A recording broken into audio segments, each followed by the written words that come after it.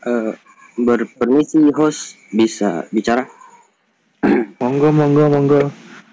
Masnya udah lemes ini. Oke. Malam Eh, Jumat, untuk Margoy. iya, iya. Untuk pemahaman Trinitas itu Bapa, Putra dan Roh Kudus.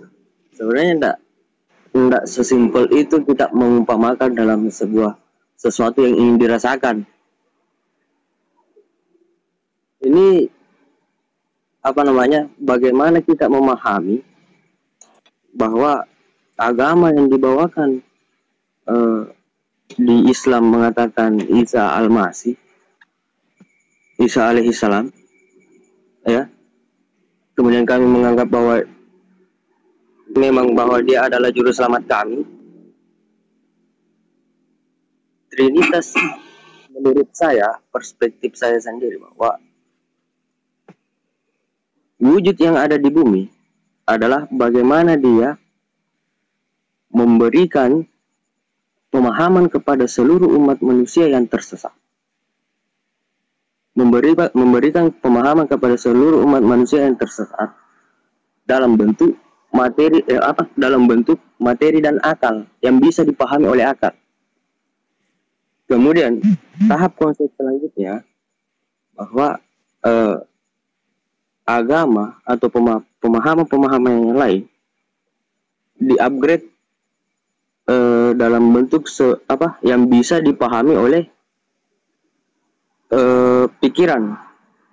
Kemudian selanjutnya dipahami yang hanya bisa dipahami oleh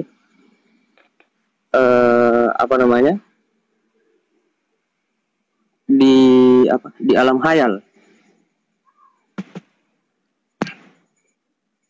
Jadi kalau kita mengumpamakan bahwa Trinitas itu kita harus mencoba, kemudian di dalamnya kita harus ketahui apa yang akan kita bawakan. Itu tergantung bagaimana kita memahami konsepnya. Maka dari itu, secara naluriah, ya, kalau kita bawa agama langsung Tuhan tanpa melalui perantara, akal kita sebagai manusia tidak mampu untuk menangkapnya. Maka dari itu disaringlah melalui perantara. Contoh di dalam Islam, Tuhan berfirman disampaikan oleh malaikat Jibril. Kemudian dilanjutkan ke Nabi. Nabi menyampaikan kepada umat agar mudah diterima. Begitu konsep Trinitas yang saya ketahui. Kemudian pertanyaan saya untuk Bang Agi, masalah redaksi kata Bapa, Putra dan Roh Kudus, apakah satu kesatuan yang bisa dipisahkan? Itu bukan sesuatu yang tidak bisa dipisahkan. Pertanyaan saya untuk Bang Agi, kalau kita merujuk ke dalam Al-Quran, mungkin sudah banyak yang mempertanyakan bahwa redaksi kata kami menciptakan dengan aku menciptakan, itu dalam firman dan dalam Al-Quran itu bagaimana cara menjelaskan? Kalau Tuhan menggunakan redaksi kata kami, berarti ada yang membantu. Sedangkan kita ketahui kun fayakun, maka jadilah. Bagaimana penjelasannya itu, Bang? Terima kasih.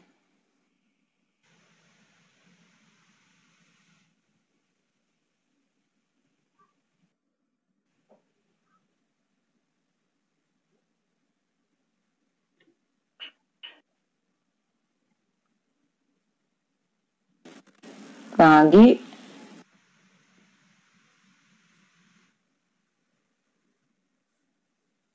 Halo Bang Agi.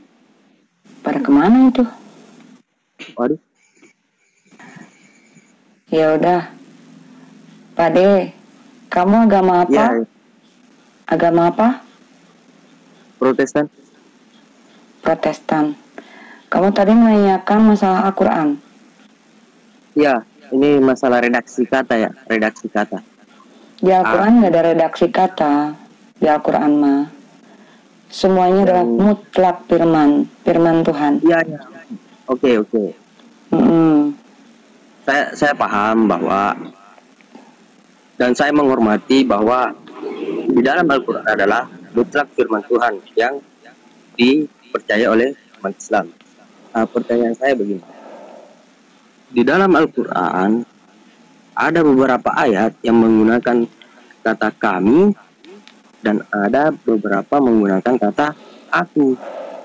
Nah, ini yang saya pertanyakan ini. Kalau menggunakan kami secara apa? Secara logika berarti lebih dari satu. Nah, kita ketahui bahwa Tuhan itu besar. Tuhan itu esa. Menurut Fade, kamu kalau bertanya harus ada datanya. Di dalil yang mana Allah menyatakan kami? Karena firman Tuhan tidak bisa dipotong-potong.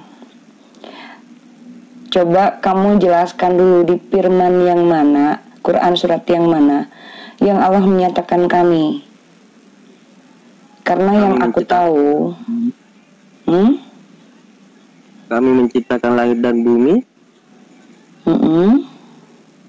Kemudian begini, ya.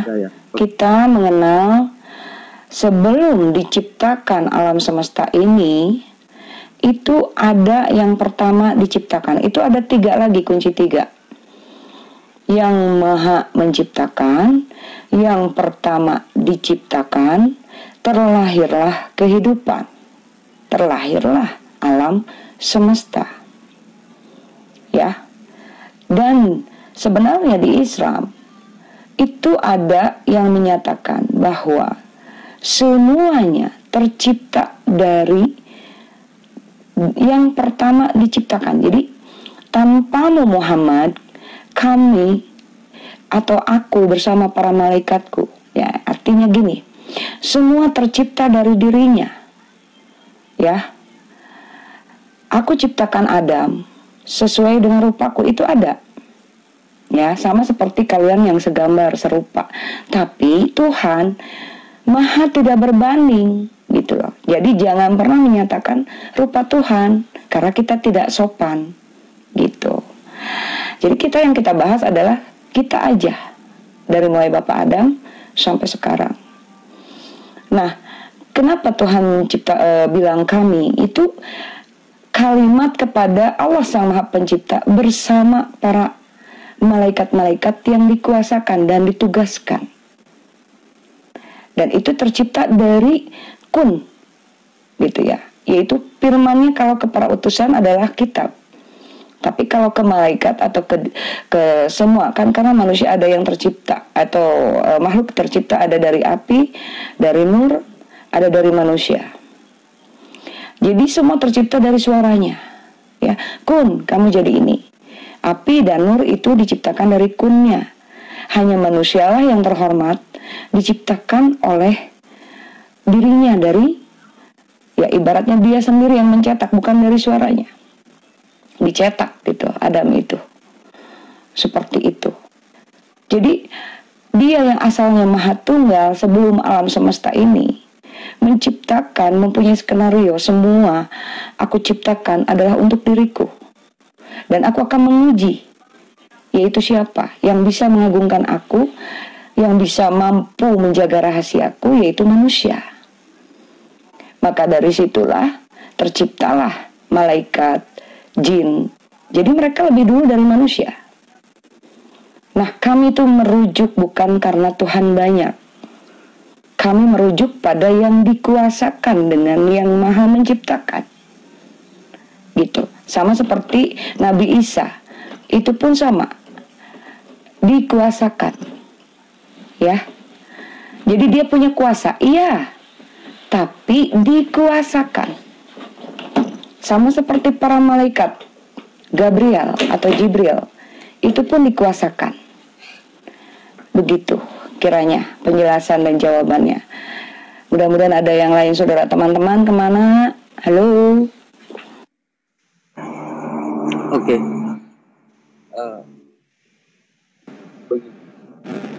Kalau kita merujuk kepada yang dijelaskan tadi, ini mungkin penjelasan Charlie tadi sudah ya? terlalu apa ya? Bang Argi ada pertanyaan buat Bang Argi tadi, cuman karena Bang Arginya nggak ada, jadi aku ini dulu isi dulu. Tapi silahkan Bang Argi barangkali mau menambahkan. Kenapa? Iya, itu ada pertanyaan. Katanya di Al-Quran ada bahasa kami untuk Allah. Kami ciptakan gitu. Nah, jadi ada kami, ada aku. Nah, bagaimana penjelasan kami? Nah, aku udah jelasin tadi bahwa kami itu bukan untuk Allah yang banyak, tapi Allah menciptakan bersama para malaikatnya gitu. Seperti itu. Kalau Allahnya mah satu gitu. Silahkan tambahkan. Penjelasan Bu Dek tadi. Iya, yang bertanya ya. Tuhan Allah menciptakan bersama dengan malaikat, kok mesti dibantu? Kalau gitu, kalau kita memahami secara konsep seperti itu, kita menghadirkan kekuatan Tuhan. Siapa nih? Kok kecil suaranya? Dengan kata kun, kan sudah mesti jadi tanpa harus melibatkan makhluk-makhluk lainnya, makhluk ciptaannya sendiri. Itu enggak? Suaranya Bang kecil banget Bang. Ya, halo. Kecil. Gini. Siapa tadi yang ngomong? Charlie ya? Halo. Kecil suaramu. Siapa? Halo. Fadi ya? Iya. Fadi. Halo. Gimana Fadi? Iya. Begini. Kalau kita merujuk kepada secara bahasa kami dengan aku, kan aku berarti satu, sedangkan kami itu berarti lebih dari satu. Nah, tadi ada yang menjelaskan bahwa Tuhan mengatakan kami itu bukan berarti. Oke, lanjut dah. Nanti saya jelaskan ya. Lanjut.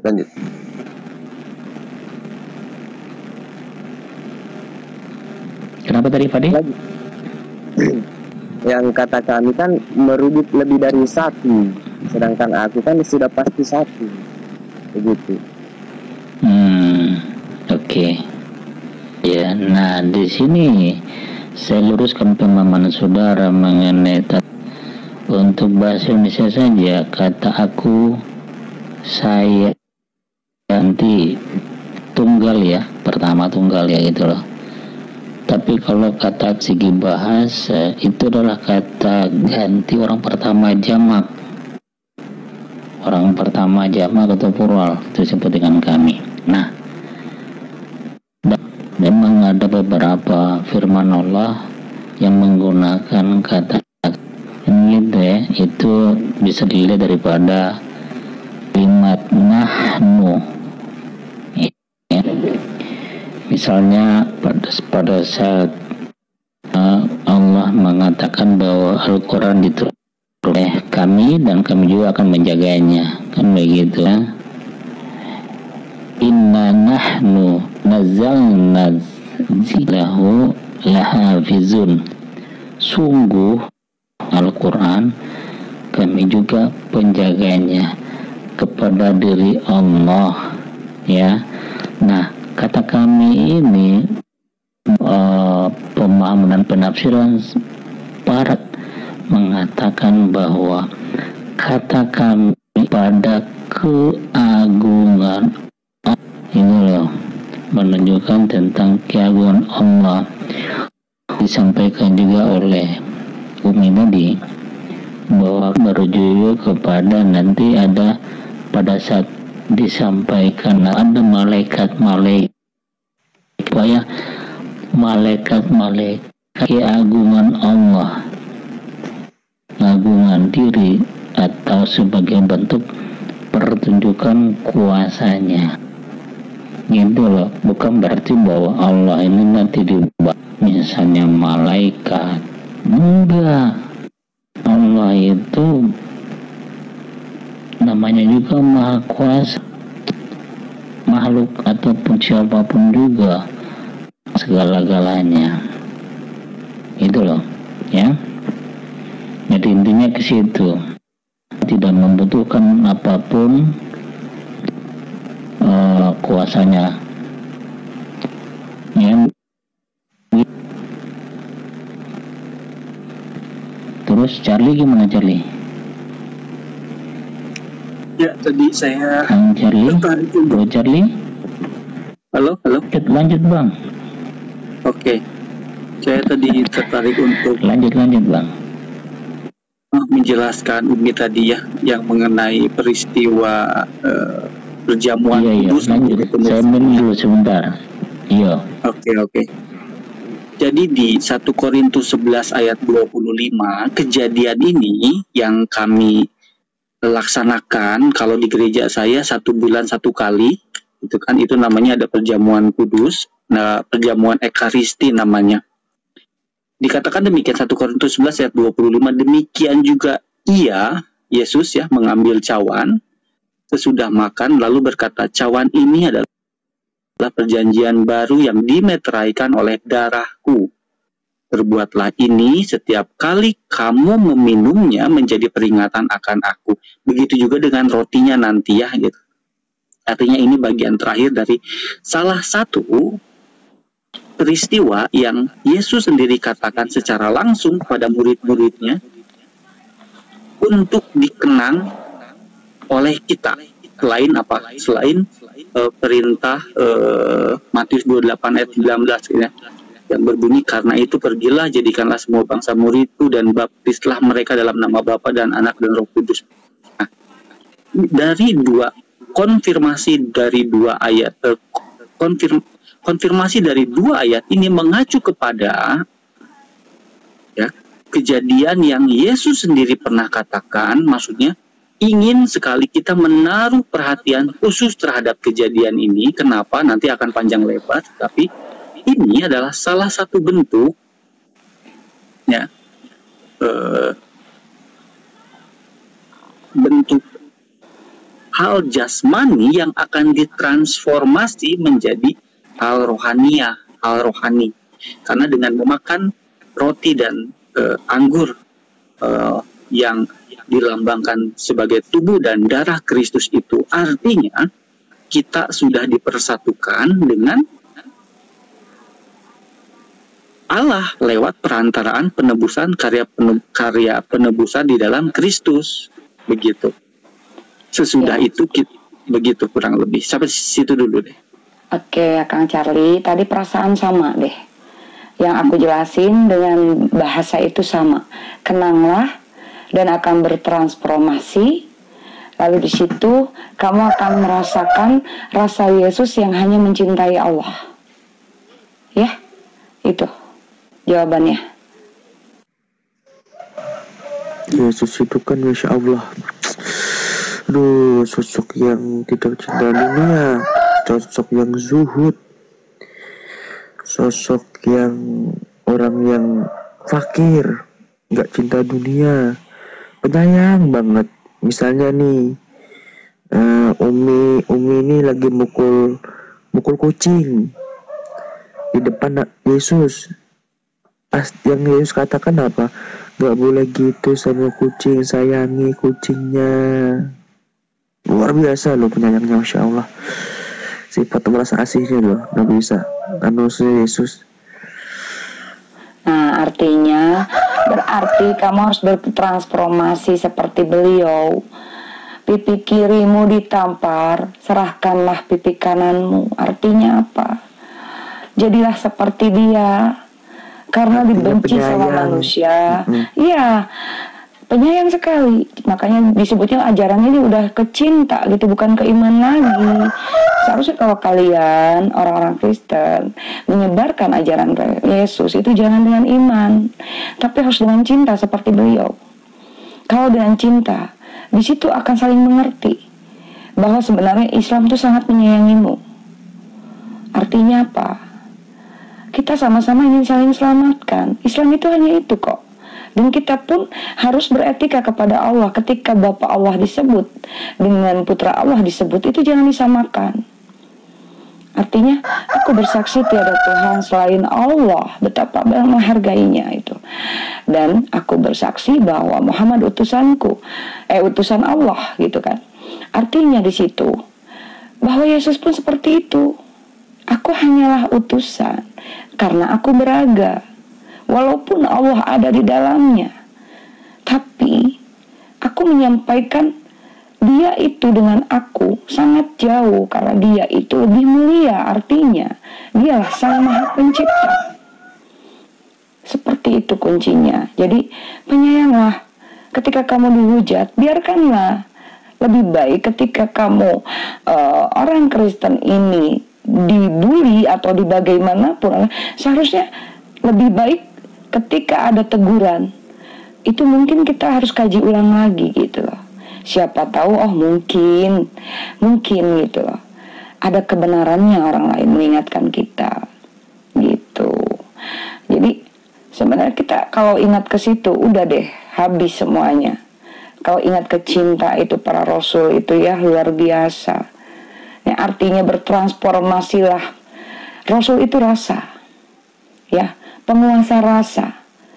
Tidak akan ada yang sebanding dengan rasa para rasul. Dan mulialah kalian sebenarnya kalau merasakan Nabi Isa mencintai Allah Sang Maha Pencipta, baik yang di luar, baik yang masuk ke dalam dirinya. Tapi dia tidak pernah mengakui itu. Gini loh Bunda, gitu ya. Kadang masalahnya gini Bunda, ada pembatas. Kalau memang merasakan apa yang dirasakan Yesus, banjir Bun mu'alaf. Wah, iya betul. Sederhananya gitu. Karena Islam itu sebenarnya selamat menyelamatkan, saling mengingatkan, saling melengkapi. Jadi apa yang kurang di perjalanan Yesus yang terpotong? Kenapa Allah menciptakan atau mengutus lagi satu orang, yaitu yang sangat mulia baginda? Itu untuk menyempurnakan ajaran Yesus, bukan untuk menyanggah ajaran Yesus sebenarnya. Beliau hanya ingin, nih sebenarnya yang mau disampaikan Yesus ini Al-Quran gitu loh. Seperti itu, makanya di sini terjadi perselisihan karena mungkin umat-umat pengikut Yahudi, ya maaf ya, kalau Kristen itu sebenarnya pengikut Yahudi, akarnya Kristen itu Yahudi gitu. Tapi dibikin supaya kalian itu mengenal iman, bukan mengenal cinta gitu. Iman itu adalah keteguhan wajib, pondasi awal. Tapi ajaran Isa Al-Masih itu, Yesus itu adalah ajaran yang benar-benar luar biasa sebenarnya. Nah, dan diteruskanlah oleh baginda Muhammad Rasulullah Sallallahu Alaihi Wasallam. Itu sebabnya gak boleh mengakui hanya 24 Rasul. Yang terakhir harus diakui oleh umat Kristen. Dialah penyempurna dan lebih lengkap kitabnya, isinya gitu. Jadi melengkapi, kami hanya melengkapi saja, Bang Charlie. Coba kita renungkan dari sisi kepribadian Yesus. Yesus berdoa sopan banget artinya. Terus Yesus ini bersujud dari segi pribadi ya. Terus dari segi akhlak dia, tingkah laku dia, orangnya lembut, orangnya zuhud, artinya tidak mencintai dunia, ya kan? Terus dari sifat kasih sayangnya, bahkan menggambarkan, susah kalau dikisahkan. Terus dari ucapannya itu mengandung hikmah loh. Contoh aja kan yang sederhana aja tuh, yang dikatakan Yesus kan, aku tuh tidak bisa berbuat apa-apa di dalam diriku sendiri, melainkan dengan Bapa. Berarti sederhananya gini, di balik kekuatanku ini ada peran kekuatan Bapa. Sederhananya gitu, kita nggak usah ke dalam-dalam lah. Jujur aja aku bukan orang kuliah, bukan teologi, bukan debater. Cuman kita ya pakai dari hati ke hati lah. Jadi kita renungkan, sosok Yesus itu orang yang luar biasa loh.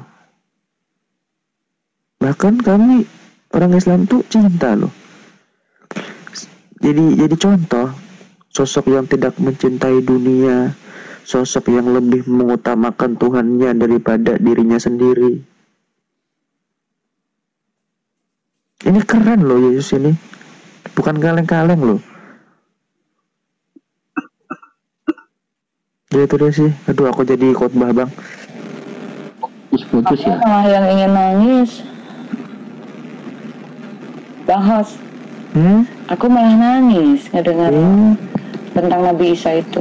Nabi Isa itu panutan para tokoh-tokoh sufi loh. Makanya para tokoh-tokoh sufi, ahli tasawuf itu sangat mengidolakan Nabi Isa loh. Iya betul. Tapi Nabi Isa mencintai baginda Rasulullah, makanya menitipkan umatnya di akhir zaman ke baginda Rasulullah. Nanti diteruskan oleh Imam Mahdi. Nabi Muhammad ngomong Nabi Isa itu ya sepupuku lah nanti kasarnya gitu. Betul. Artinya di sini nih ada kekasih ada Rasulullah. kemiripan Nabi Muhammad dengan Nabi Isa. Kemiripannya apa? Nabi Isa itu seorang yang sangat penyayang. Nabi Muhammad pun seorang yang sangat penyayang. Makanya Nabi Muhammad itu lebih condong waktu itu dengan orang Nasrani, karena kepandang Nabi Isa-nya itu loh.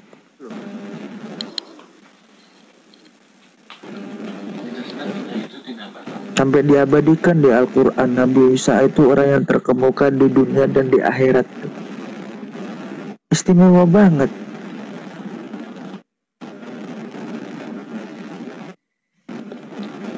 Putus-putus ya, apa jaringan saya yang kurang? Ayo Bang Charlie, hanya kamulah mungkin untuk saat ini diberi kesempatan. Kami pun menyayangi Nabi Isa, tapi karena baginda Rasulullah SAW menyayangi Nabi Isa dengan Allah. Kenapa Kristen tidak coba begitu? Menyayangi baginda Rasulullah seperti karena kamu mencintai Nabi Isa. Ayo kita sama-sama menyembah Allah. Bapa Allah yang kalian kenal itu adalah Allah yang Maha Satu. Sang Maha Pencipta tuh nggak dua. Aku ngomong gini sambil nangis loh. Maaf ya aku bang ya, bukan apa-apa, bukannya promosi agama, bukannya aku maksud membandingkan atau apa. Kita coba berpikir yang sederhana. Seandainya Kristen itu ajaran yang benar dan semua umat Kristen itu masuk surga, maka bisa dipastikan orang Islam pun juga masuk surga, karena orang Islam mengimani Nabi Isa sebagai nabi lah, itu Yesus.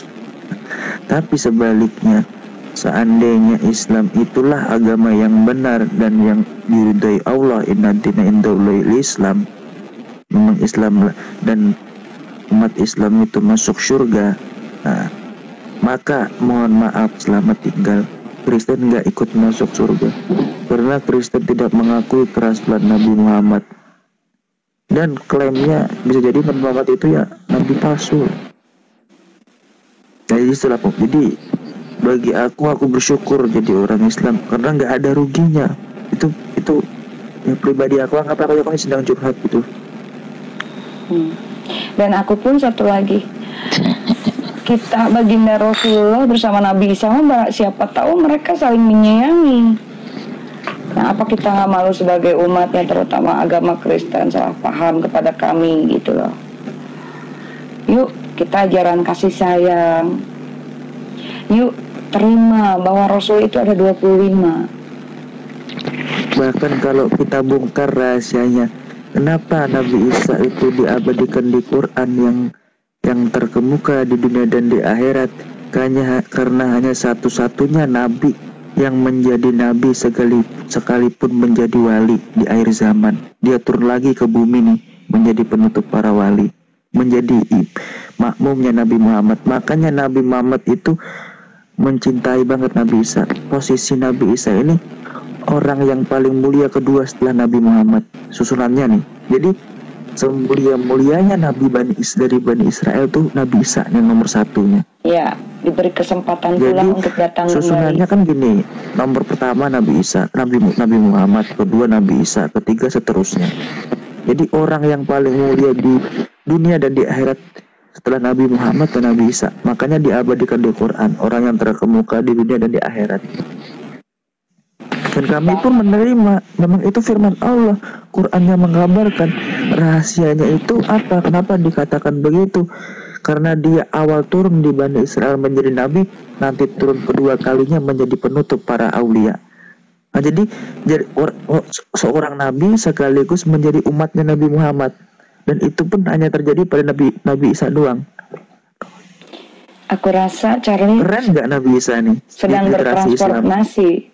Aku yakin Charlie sedang bertransformasi dengan Nabi Isa, dan aku yakin Allah Maha benar dan akan menyampaikan Nabi Isa untuk mengiyahkan semua ini. Coba tanya sama hatimu dan pandanganmu kepada Nabi Isa. Aku yakin dia tersenyum dengan ucapan ini. Bahkan seandainya kami mengingkari Nabi Isa, batal Islam, batal, nggak ada gunanya. Assalamualaikum warahmatullahi wabarakatuh. Waalaikumsalam warahmatullahi wabarakatuh. Mas Aulia. Dedi tidur ya, Dedi nih.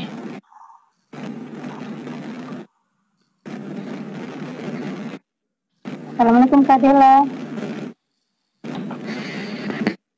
Lanjut. Waalaikumsalam. Monggo. Waalaikumsalam. Lanjut. Saya sambil monitor di room lain ini.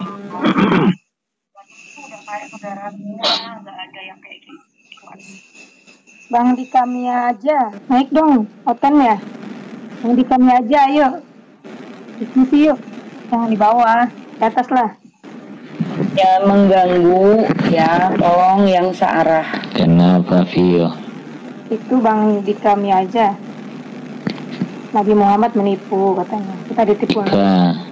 Naiklah. Oh ya, Bang Dika tadi nanya. Rasulullah nggak diakui sama kalian.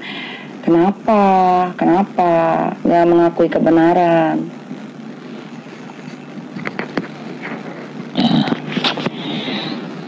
Begitu tuh.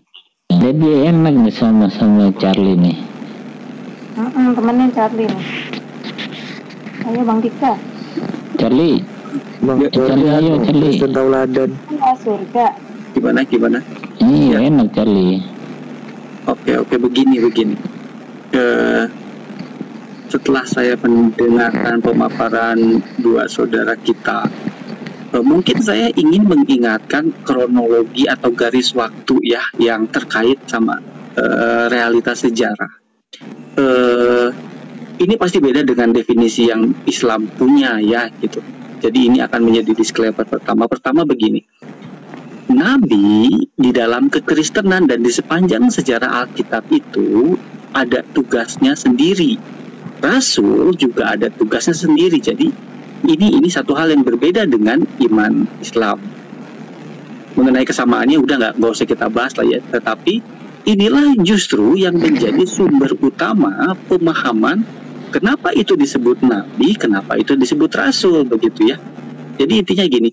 Zaman dulu aja, di zaman perjanjian lama, Nabi itu ada lembaganya di Israel itu. Dia itu harus dikenal oleh seluruh 12 suku Israel.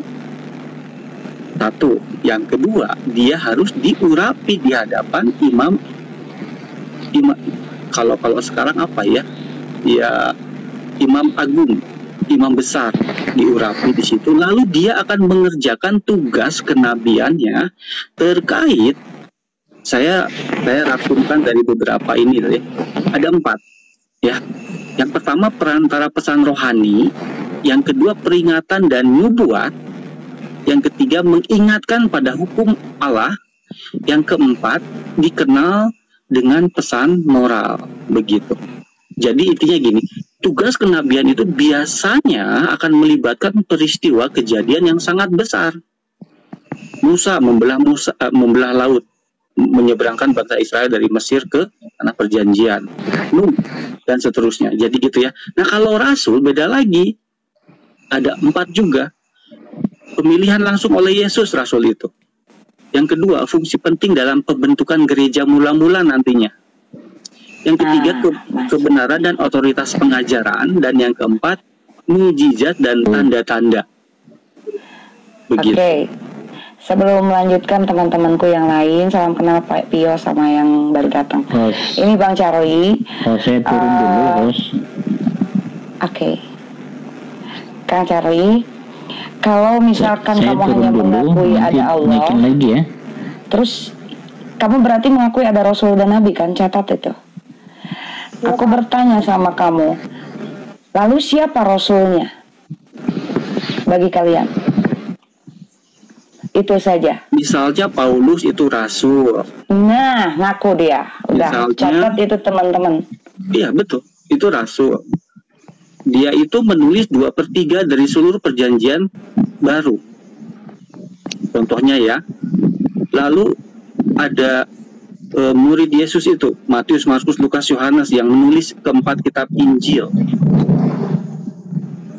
Ya, dan Nabi. Kamu mengakui Rasul itu adalah Paulus. Iya, mengakui. Kamu mengakui Rasul itu adalah Paulus. Salah satu Rasul Paulus namanya. Ada Petrus. Salah satu Rasul. Iya. Salah satu Rasul. Nah, Paulus ada berapa? Satu. Itu dulu namanya Saulus. Dia itu satu ya. Nah, iya. Sekarang yang namanya Fransiskus sampai sebelum-sebelumnya itu disebut satu juga. Itu dua orang yang berbeda. Fransiskus itu kan dua orang, Fransiskus dan yang sebelumnya itu kan selalu ada pengangkatan paus baru. Oh, berarti Umi ini beda pembahasan kita. Itu adalah berarti Paulus adalah pemimpinnya. Yang dipegang.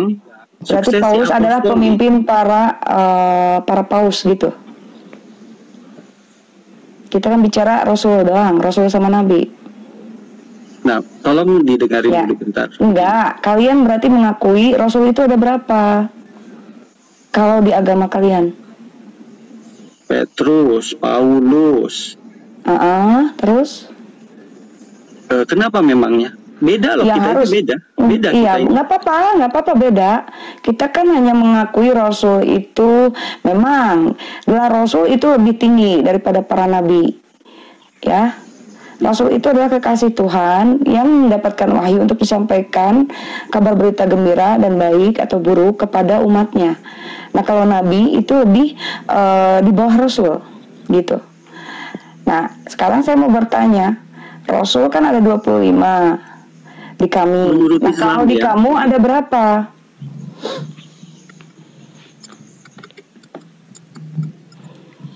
Paulus, Markus, sama siapa lagi?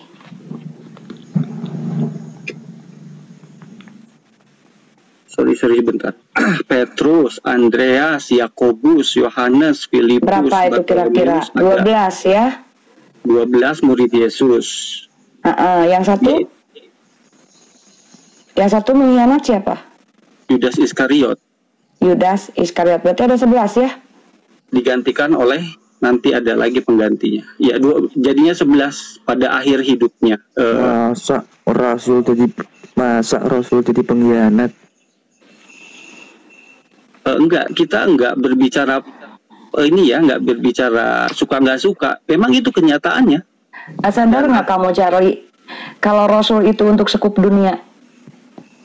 Pada akhirnya halo di zaman kami Rasulullah itu satu dunia dikuasai, itu adalah Rasul setingkat dengan Nabi Sulaiman, yaitu Rasul, karena dia menguasai dunia ini, dikuasakan ya.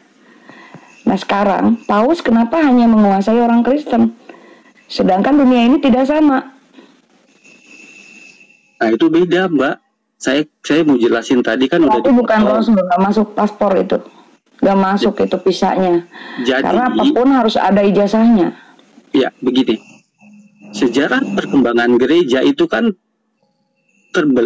terpisah. Saya sebutkan dulu kantong-kantong kekristenan itu ada 5 titik. Antioquia, Yerusalem, Mesir Utara atau Alexandria, Vatikan, dan Romawi Timur itu Konstantinopel. Oke. Ini pusat kekristenan waktu zaman dulu setelah sepeninggalan Yesus.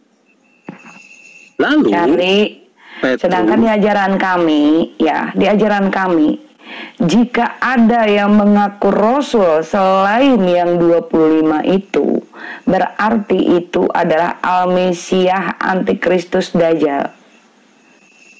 Ya beda. Nah itulah yang membuat kita ribut. Sedangkan yang akan mengacak-ngacak dunia di akhir zaman penuh fitnah keji itu adalah Samiri Dajjal. Artinya siapa? Yaitu yang antikristus atau anti Isa Al-Masih. Jadi Paus itu pemimpin gereja Katolik Roma yang berkedudukan di Vatikan. Berarti jelas host, berarti memang tidak akan bersatu kalau begitu. Coba tanyain dulu Bun, kapan Paulus dilantik jadi rasul? Nah, coba kapan dilantik jadi rasulnya Charlie?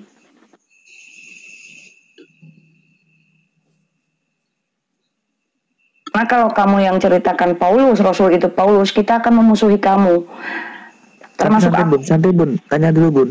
Tanya santai aja kita, tanyain dulu kapan pelantikan Paulus jadi rasul gitu. Iya, jawab itu. Oke.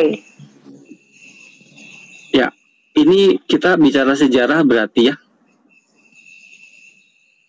Pada waktu dulu, tahun 60, tahun 70, tahun 80, sampai tahun 100 Masehi ya, para pemimpin gereja kota itu berkumpul di Yerusalem, di Antioquia, di Alexandria, di 3 titik ini. Lalu mereka merumuskan bahwa bagaimana ajaran yang sudah Yesus turunkan kepada murid-muridnya, anak-anak dari murid Yesus dan anak-anak dari murid Yesus. Makanya kalau kita membaca lengkap, 12 murid Yesus yang utama, lalu ada 70 murid kemudian, lalu ada yang 100, dan menyebar sampai pernah satu hari Petrus membaptis 3.000 orang dan mereka bertobat, dan sampai tahun 2023 ini jumlah kekristenan termasuk Katolik dan Protestan udah mencapai 3,2 miliar ya kalau nggak salah dari seluruh penduduk bumi. Nah itulah kurang lebih ya. Dilantik waktu kapan? Waktu pertemuan para rasul dan para murid-murid rasul yang Yesus ajarkan langsung.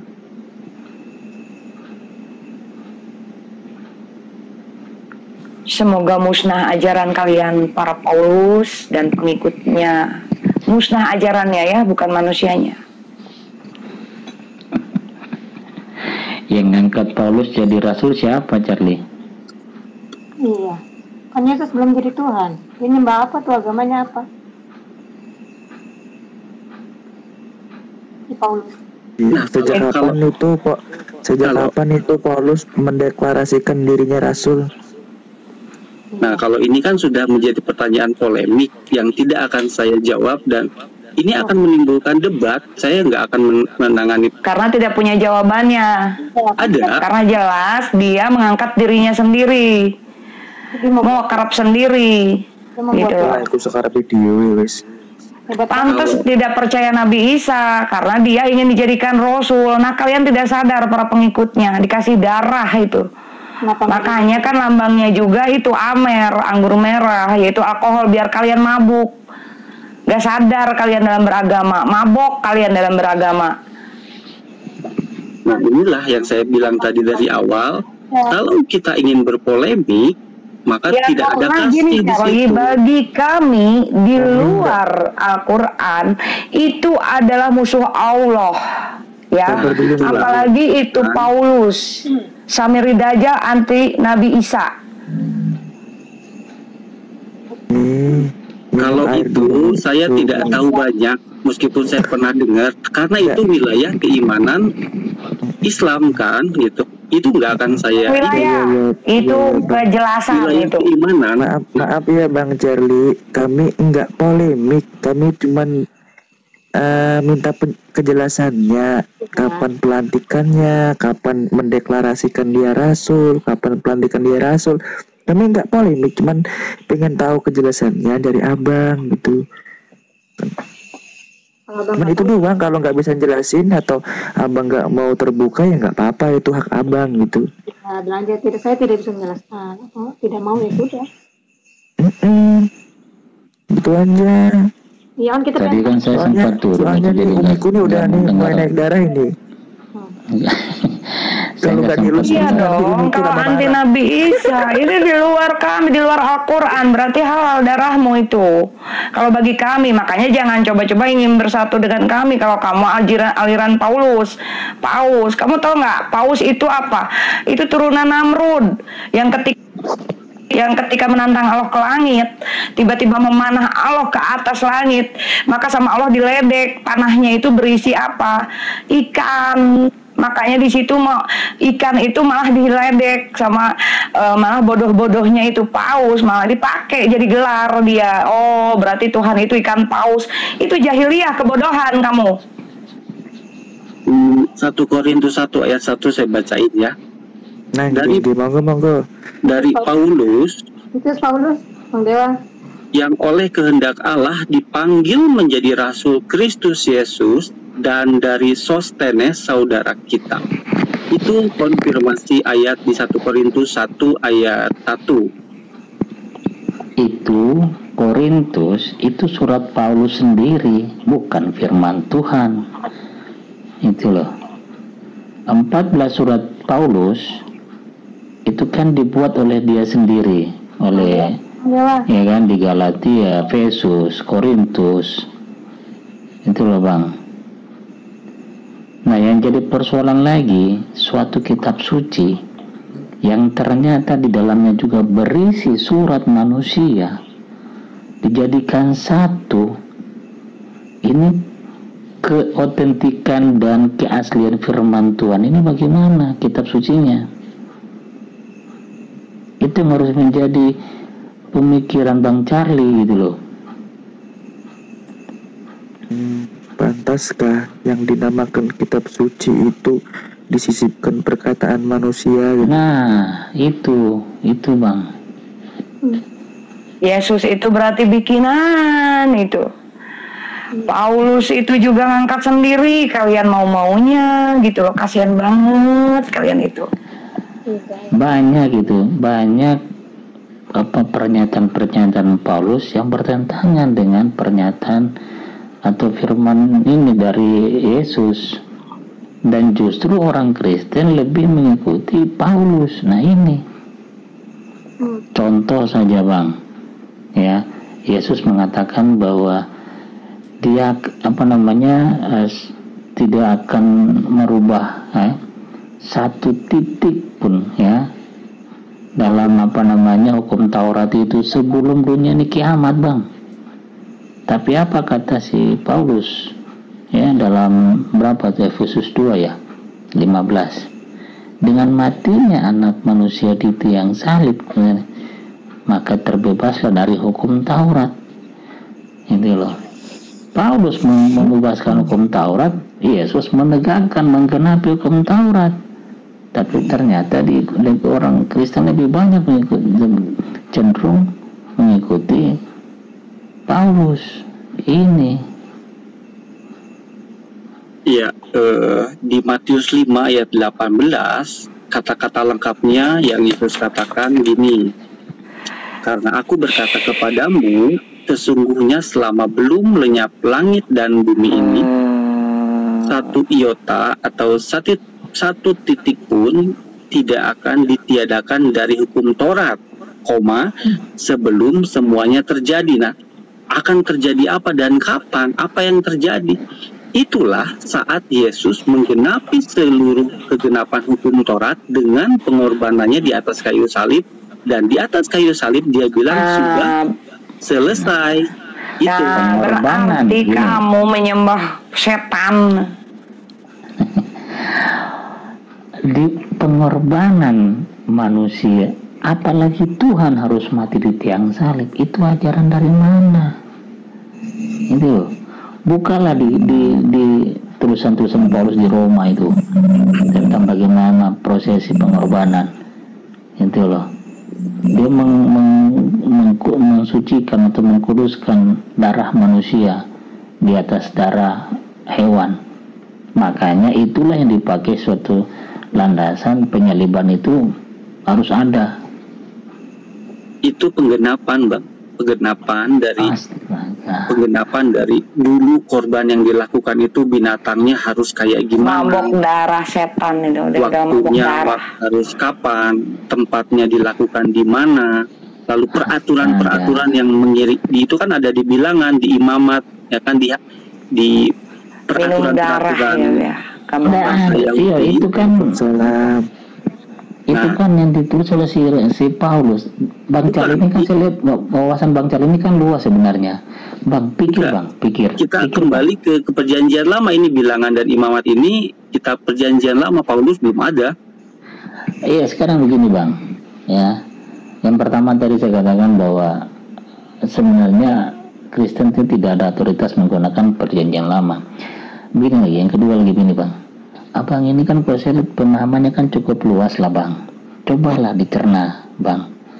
Ya, kok bisa manusia, apalagi Tuhan harus mati itu loh. Sebesar apa sih dosa waris itu, dosa Adam itu sampai harus mati gitu loh. Kalau kita coba membuat suatu perbandingan Bang, dosa yang hanya memakan buah pengetahuan itu ya itu dibandingkan dengan dosa-dosa membunuh, merampok, memperkosa, lebih berat mana gitu. Logika dulu kita menggunakan. Terus cara penebusan dosa kok bisa harus mati di tiang salib itu loh. Tiang salib itu tempat terkutuk. Itu pun dikatakan oleh Paulus. Itu budaya Yunani Romawi. Itu loh. Kok sampai segitunya? Di mana nih kita diberikan otak nih berpikir sejauh bagaimana kita mencerna sesuatu itu loh. Kok harus mati itu loh. Ya, kalau pihak Muslim tidak memahami konsep keseluruhan dari apa yang disampaikan perjanjian lama Muslim kepada tidak perjanjian memahami, baru, kamu yang tidak memahami Charlie. Kami sangat memahami.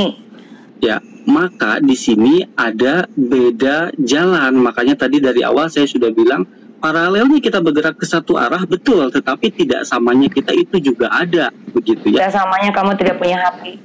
Semuanya aliran Paulus.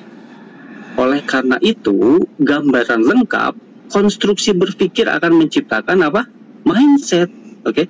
Yang terjadi di dalam kitab perjanjian lama itu adalah budaya Yahudi. Orang Israel, 12 suku itu. 12 suku itu yang namanya bangsa Israel punya aturan-aturan pengorbanan, mencuci pengenebusan dosa, membayar hutang dan seterusnya, itu namanya Taurat, begitu. Taurat ini, ya kan, 10 hukum ini didapatkan Musa di Gunung Sinai. Mana orang Garut? Orang Garut mana? Domba. Nah, tapi kalau ini tidak dipahami oleh pihak Muslim, ya saya nggak akan berbicara apapun karena ini memang milik Yahudi pun paham mengenai apa yang saya bicarakan ini, karena ini juga dari awalnya bukan milik kami. Kami mengintegrasikan antara apa yang menjadi penggenapan dari Kejadian sampai Maleakhi, lalu Matius sampai Wahyu. Di situ ada penggenapan yang digenapi oleh Kristus. Bro Charlie, Anda salah menggunakan kata kami tidak memahami, sangat salah itu gitu loh. Kita punya otak yang sama, toh. Bukan masalah tidak memahami, cuman untuk mengambil kesimpulan itu yang berbeda. Nah, ya mungkin itunya betul. Gini bro. Tadi kan Anda sudah membuka orang Garut dengan Matius bahwa itu sudah jelas-jelas bahwa Yesus itu tidak akan pernah mau meniadakan hukum Taurat gitu loh. Tapi sampai dunia kiamat. Kalimat itu belum selesai Bang, sebelum semuanya terjadi. Matius 5 ayat 18 itu lengkap sebelum semuanya terjadi. Tapi dengar dulu, sebentar, baca lagi dulu. Sebelum dunia kiamat, yang dipakai itu mana? Dunia kiamat, bukan masalah sebelum semuanya terjadi. Itu loh. sebelum dunia kiamat. Artinya apa? Hukum Taurat itu kekal, karena itu memang hukum dari Tuhan. Itu loh. Jadi apa yuk? Sederhananya gini bang ya, bahasa sederhananya gitu kan, gak usah kejauhan. Hakikatnya Yesus adalah hukum Taurat. Iya. Kan? Hakikatnya hukum Taurat, jadi yaitu korban.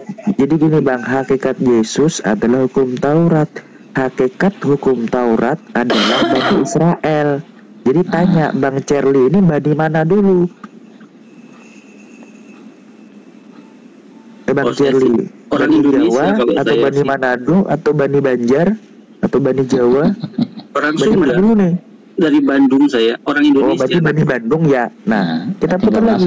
Orang Sunda sih Charlie. Kita putar lagi Bang Charlie. Hakikatnya Yesus adalah hukum Taurat. Hakikatnya hukum Taurat adalah untuk Bani Israel. Nah, sedangkan abang Bani mana? Kan gitu. Nah, Yesus sendiri di Matius 28 ayat 19, pergilah jadikanlah semua bangsa murid. Iya betul, itu betul. Aku percaya. Nah, tapi kita patok. Yesus itu kan mengadopsi hukum Taurat. Jadi gini, hakikatnya Yesus adalah hukum Taurat, ya kan? Nah, hakikatnya hukum Taurat itu untuk siapa? Untuk Bani Israel. Orang Israel dan maka bangsa jelas Yahudi. Yesus itu hakikatnya untuk Bani Israel. Karena apa? Karena Yesus pada waktu hadir karena Yesus pada waktu hadir di dunia, dia itu orang Yahudi, agamanya bangsa Israel, bangsa Tauratnya sendiri kok ditentang. Wes aku nyerah, wes mau aku katakan. Yesus agama harus digembalakan ini mah. Aduh. Apa Yesus katanya agamanya apa? Yahudi. Dia agamanya Yahudi. Kalau dulu ada KTP dia itu beragama Yahudi karena dia itu contoh Yesus kenapa agama Yahudi, dia itu disunat pada hari ke-8, itu ada di hukum Taurat. Lah ya, karena dia memang melaksanakan hukum Taurat. Nah, hukum Taurat itu untuk Bani Israel. Makanya Pargoy kalian dah main lumpur dah, kita main lumpur, tak ngerokok dulu, sakit kepala aku itu loh.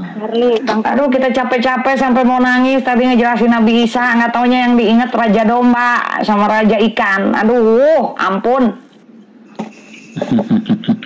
Sudah. Udah Bang Charlie, menjadi renungan lah, ya. Silakan dengan apa namanya, Anda punya keyakinan. Si Charlie itu si paling Nah, Bang Charlie jawab nih ya, Anda kan bilang kita nggak paham di sini nih, juru selamat menebus dosa, berarti umat-umat yang di dunia itu berbuat dosa semaunya aja, enak dong, karena ada yang menyelamatin nanti, begitu. Bagaimana itu pemahaman Anda Bang Charlie? Berbuat dosa aja yang banyak. Nah, itu bukanlah sikap dan tanggung jawab seorang yang percaya kepada Kristus kalau bersikap dan berpikir seperti itu. Misalnya saya sudah percaya Kristus. Nyen bumi sorangan bisa haditu lah ya di dieu sia yang tahu diri sia. Apa namanya tadi? Saya karena sudah diselamatkan terus saja berbuat dosa, nggak bisa. Nanti saya bisa gugur di dalam perjalanan iman saya. Mah milik Allah jeung Rasul, tapi Rasulna kumaha Allah, lain kumaha karep sorangan. Jadi nanti pemahamannya akan linear kepada hal yang ada di belakang dan yang ada di depannya. Misalnya gini, hukum Taurat itu ya akan gini aja deh Charlie. Gini deh, mengenai penebusan dosa dah. Ya, nah, kita ikutilah alur pemahaman saudara. Ada penebusan dosa. Dosa manusia mana yang ditebus? Kalau membunuh gimana? Ya jangan membunuh lagi semenjak menerima Kristus sebagai juru selamat dan Tuhan. Kalau ada Kristen yang membunuh gimana? Itu ke surga. Kenapa? Kalau ada Kristen yang membunuh, gimana? Itu masuk surga juga. Pertama, dia harus bertobat dari dosa membunuhnya. Oke? Dan kedua, tadi udah ditebus katanya. Kumaha sih? Iya, karena penebusan itu bertujuan untuk jaminan hidup kekal di surga. Charlie, Gitu. yang ditebus itu dosa manusia yang mana? Dosa manusia yang itu loh, yang dosa bawaan itu dari Adam dan Hawa. Akibat dosa itu maka semua yang hidup akan mati. Manusia ini akan mati oleh karena memakan buah pengetahuan.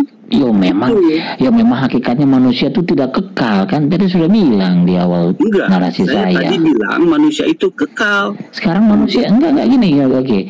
Manusia yang mati itu kan belum dengan Yesus gitu loh. Ketika Sekarang kamu bicara soal penebusan pada dosa waktu berarti pada hari di mana menerima kamu memakannya, keimanan kamu Yesus. pasti mati. Kamu pasti mati, kata Allah sendiri itu yang bilang. Pada waktu kamu memakannya, kamu pasti mati.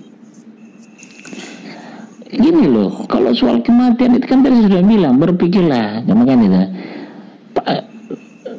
Yang namanya kematian itu sejatinya ada di dalam penciptaan manusia gitu loh. Kenapa tadi? Kalau manusia itu kekal, percuma Tuhan menciptakan bumi, menciptakan surga dan neraka. Buat apa? Itu loh.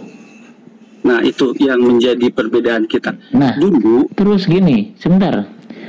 Nah, yang tadi penebusan dosa tadi, dosa manusia yang mana? Yang pada saat Nabi Adam sampai dengan hidupnya sejaman dengan Yesus, ya kan? Atau sampai seluruhnya? Seluruhnya. Nah, di mana dasarnya seluruhnya? Kalian aja belum ada. Nah, itu loh. Ini loh. Kalian sudah tidak ada dosa waris, dibilang. Ya. Ini iya. Yang tadi. Tapi ternyata kalian berbuat dosa. Harus ada penebusan dosa lagi dong. Oke, saya coba jawab dua ya. Yang pertama, Yesus ingin menebus manusia dari dosa awal yang mengakibatkan hadirnya maut atau kematian terhadap manusia. Teman-teman, jangan lihat AC. Nah, yang kedua, setelah kita diselamatkan oleh penebusan karya Kristus di atas kayu salib itu, kita kan masih bisa berdosa, bener nggak? Nah, itu loh. Itu ya menjadi tanggung jawab kita sebagai pengikut Kristus untuk memahami, loh, kalau saya sudah ditebus dosa saya. Yang nggak gitu dong. Charlie nggak konsekuen Charlie. Kalau sudah bicara kita berjam-jam ngomong sampai jontor ujungnya ikan sama domba. Apapun juga dia punya dosa ini pun tidak masalah, sudah ditebus kok. Itu loh, kalau kita bicara soal konsekuensi penebusan dosa. Ya, itu sih akan jatuh kepada hak prerogatifnya Allah kan. Misalnya ya, ada dua orang yang ikut disalib di sebelah kiri dan kanan Yesus pada waktu itu. Oke. Satu orang dia terus menghujat, dan kalau kamu Tuhan turun aja, katanya, kok gak bisa menyelamatkan diri sendiri nih, ya kan? Nah, sebelahnya lagi pertanyaan yang sangat sederhana dan masuk akal, bener lah. Oke, sebelahnya lagi bilang, ya Yesus kalau Namrud itu otaknya kosong, kan dimakan sama serangga itu Bang Arni. Jadi mereka tuh otaknya kosong, nggak bisa dibawa ke logika, nggak bisa dibawa ke syariat, ke hakikat juga nggak bisa, kan nyambung. Karena kan sudah dijelaskan otak mereka dimakan serangga. Nanti pasti panjang ya. Itu penyaliban itu rencana siapa? Itu loh. Dijawab rencana Tuhan. Astaga, kok Tuhan punya rencana mati di tiang salib? Ini kan udah tabrakan dengan logika. Assalamualaikum warahmatullahi wabarakatuh. Waalaikumsalam warahmatullahi wabarakatuh. Gak ada kabarnya. Mental. Penyaliban juga di situ banyak. Aku mau disalib ini. Salam kenal, kuasa mau. Ya. Lanjut dah, saya minum kopi dulu kalau gitu. Iya, minum kopi dulu. Bang Charlie, aku mau tanya Bang Charlie. Ini saya rasanya ini gangguan ini. Ada gangguan jiwa nih. Siapa yang gangguan jiwa? Saya atau orang ini? Bang Charlie, boleh saya tanya? Boleh, silakan. Oke. Pertanyaan saya, siapa yang menciptakan Adam? Allah. Oke, catat Allah. Terus siapa yang menciptakan pohon pengetahuan? Allah juga. Oke, siapa yang menciptakan peraturan larangan untuk mendekati pohon pohon kebaikan ya, dan itu ya, pohon itulah istilahnya. Siapa yang menciptakan pohon itu, peraturan itu? Allah juga. Nah, jadi yang menciptakan Adam adalah Allah, yang menciptakan pohon pengetahuan baik dan buruk itu Allah, yang menciptakan peraturan baik dan buruk itu Allah. Loh, kenapa Allah sendiri yang dihukum? Kalau saya jawab kan belum tentu memuaskan pihak sana, ya kan? Gitu Iya. loh. Iya, sekarang gini loh. Saya ulang lagi ya. Yang menciptakan Adam adalah Allah. Yang menciptakan pohon pengetahuan Allah. Yang menciptakan peraturan dan larangan Allah. Nah, kenapa Allah yang dihukum? Nah, oleh karena manusia sudah jatuh ke dalam dosa dan dosa itu rupanya maut. Maut ini tadinya milik atau dijatuhkan kepada Lucifer dan para pengikutnya. Oke, bukan kepada jauh. manusia tadinya. Coba ini ya. Adam yang melanggar, tapi Allah yang dihukum. Artinya di sini, ini Allah nih skenario, maaf nih, skenario Allah di sini ini cacat sekali gitu. Menurut logika siapapun gitu. Saya pernah berdiskusi dengan anak saya yang umur 5 tahun, saya diskusi begitu tuh. Wah, ini nggak benar katanya. Atau dia nggak bisa ngomong cacat, tapi kalau menurut saya ini cacat, siapapun mengatakan cacat. Ya cacat ini Allahnya yang membuat skenario ini gitu loh. Kemudian nanti ujung-ujungnya Allah sendiri yang dihukum disalib gitu. Bukan disalib, disembelih ya nantinya tuh. Bukan disalib karena nggak ada disalib. Seperti itu kan cacat gitu loh. Kenapa skenario yang disalib ya? Nah itulah Bang. Lucu kan, nanti kalau Adam yang disalahkan, Adam bisa komplain. Lu ngapain lu ciptain gua, lu bikin pohon, bikin peraturan, lalu lu gua yang salah. Bego lu, paling kalau Adam bisa gitu bego lu, paling gitu. Kan dua ini bisa Adam ini Allah ini bisa dikatakan bisa dipidanakan ini karena dia membuat skenario dan menimpahkan kesalahan kepada Adam. Padahal dia sendiri yang menciptakan. Bener. Kena pidana ini beruntun-untun. Mantap. Betul. Karena dia menciptakan Adam kan tidak mau juga diciptakan. Dia sendiri yang menciptakan Adam. Dia sendiri yang bikin peraturan, dia bikin pohon. Nah, loh, kenapa gue yang salah? Lo yang ciptakan. Kan gitu, cacatnya 2 kali bertubi-tubi ini, kena pasal beruntun ini Allah ini menurut saya. Charlie. Kita coba bandingkan aja. Kita bandingkan aja dengan hukum positif ya, hukum negara, hukum pidana namanya. Setiap orang berbuat itu tidak bisa digantikan. Anak berbuat tidak bisa digantikan oleh orang tuanya. Ya, dia melakukan kesalahan, dia dihukum, itu loh. Nah ini tadi yang tadi Abang Kuasa tadi bilang itu. Makanya jelas bisa-bisanya Adam yang berbuat dosa, Tuhan yang bertanggung jawab. Nah ini. Kalau di saya secara pribadi nggak ada masalah. Kalau ini menjadi ketidakpahaman, kalau ini menjadi bukan jalan iman dari Muslim misalnya kan, ya memang berbedanya di situ gitu. Saya udah dari bikin planet sendiri. Kita melihat dari atas ada 2 hal yang mirip tapi beda, warnanya hampir sama tetapi coraknya beda. Charlie, kamu sudah terdoktrin kuat, berakar. Doktrin ini, dogma ini. Karena Yesus tidak mengajarkan dosa waris gitu loh. Ini doktrin berat ini. Iya. Ini antikristus ini, artinya menurut saya ini antikristus. Jadi Kristus tidak mengajarkan demikian, diimani dan bikin cerita yang cacat gitu menurut saya. Nah, ini antikristus menurut saya ini. Yesus yang tidak tahu apa-apa, dia mengatasnamakan Yesus, itu antikristus kalau menurut saya ini ya. Terus waduh, ada Bang Budi ini lagi. Assalamualaikum. Tidak menyadari ya, ternyata Dajjal berkuasa di Vatikan. Ya, Saya cuma mau Sebentar, Charlie untuk bicara soal dosa waris. Coba Charlie juga lihat lagi lah di Yeskil. Bagaimana dosa anak sama orang tua itu loh. Ada nggak mereka saling menanggung itu loh? Nggak ada. Ada Bang Budi. Assalamualaikum warahmatullahi wabarakatuh, Bang Budi. Waalaikumsalam. Ya, supaya nggak terlalu lama karena saya juga harus istirahat. Kelihatannya sorry teman-teman. Jadi gini, adanya saya di room ini tadi kan saya bilang lagi scroll live, lalu saya dinaikkan, lalu saya diajak berdiskusi, dan disclaimernya adalah kalau keimanan kita berbeda, teologi kita berbeda, goyang Buma. Nah itu jangan dijadikan masalah, gitu loh. Itu tagline-nya. Maksudnya 30 kok kurangi Gitu. Jadi saya ini ada sedang scroll live, lalu diangkat ke sini, lalu saya diajak berdiskusi. Itu awalnya. Lalu saya menjawab. Kamu menjebak dengan kesopanan kamu. Kita sedikit terjebak tadi.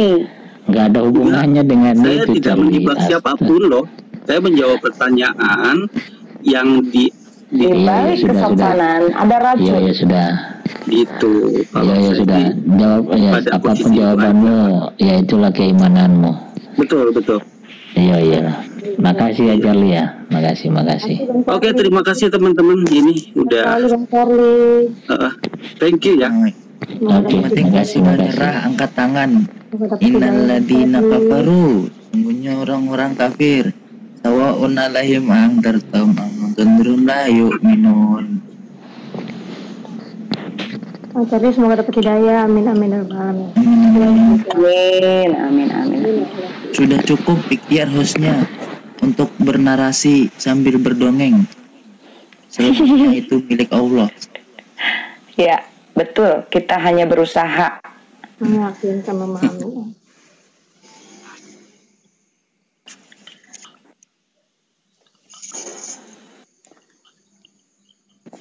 Saudaraku, kemarin itu waktu bicara? saya tuh terharu ya.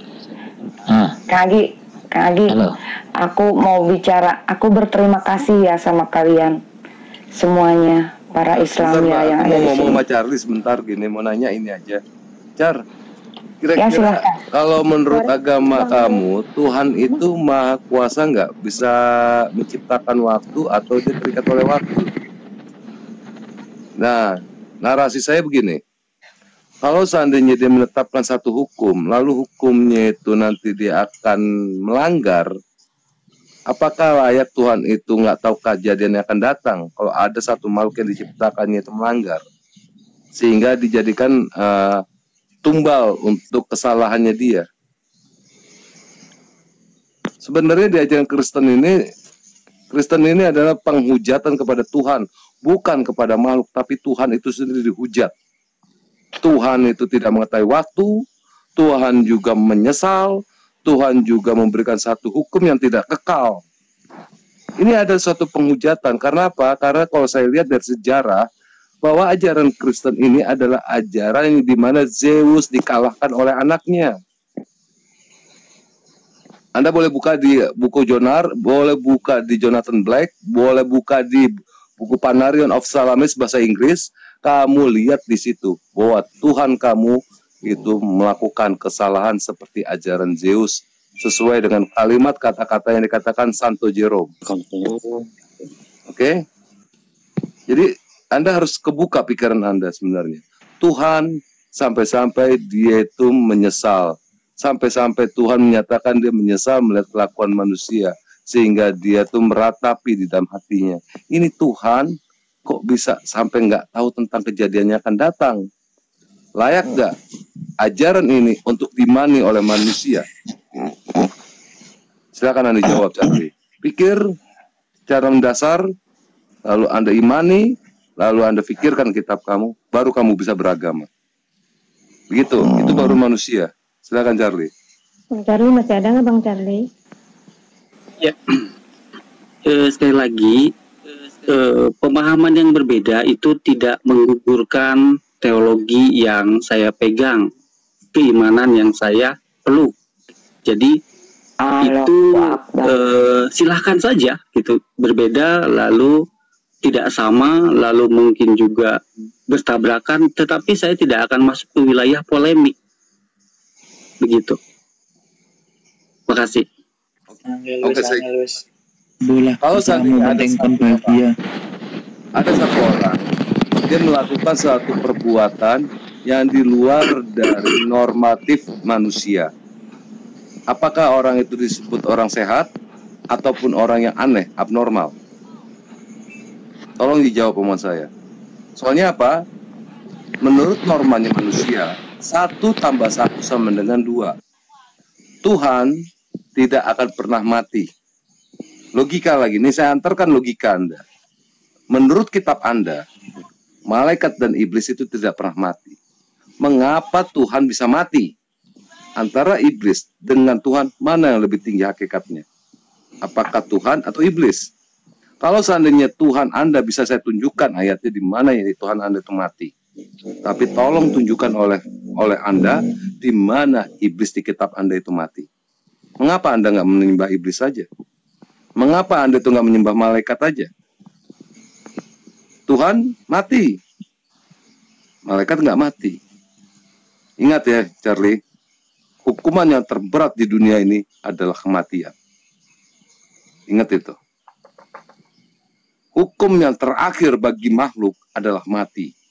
Tuhan Anda mengalami hukum terakhir, yaitu mati. Itu hina untuk sebagai pencipta. Ingat lagi, satu lagi ingatan saya nih. Yang namanya Tuhan hanya memiliki sifat kekal. Cuma Tuhan yang memiliki. Kalau Tuhan mati, artinya hilanglah itu sifat keesaannya dia. Kalau dia nggak kekal. Pikirkan pikiran Anda. Ya. Kalau menurut Anda itu pikiran Anda itu benar, coba kita adakan tolak ukur. Benar Anda di mana? Keyakinan Anda di mana? Berdasarkan apa? Siapa yang menyatakan? Mari kita adu pemikiran itu berdasarkan data. Jangan Anda berbicara yakin-yakin seperti anak SD, 1 tambah 1 sama dengan 7. Anda pertahankan itu semua.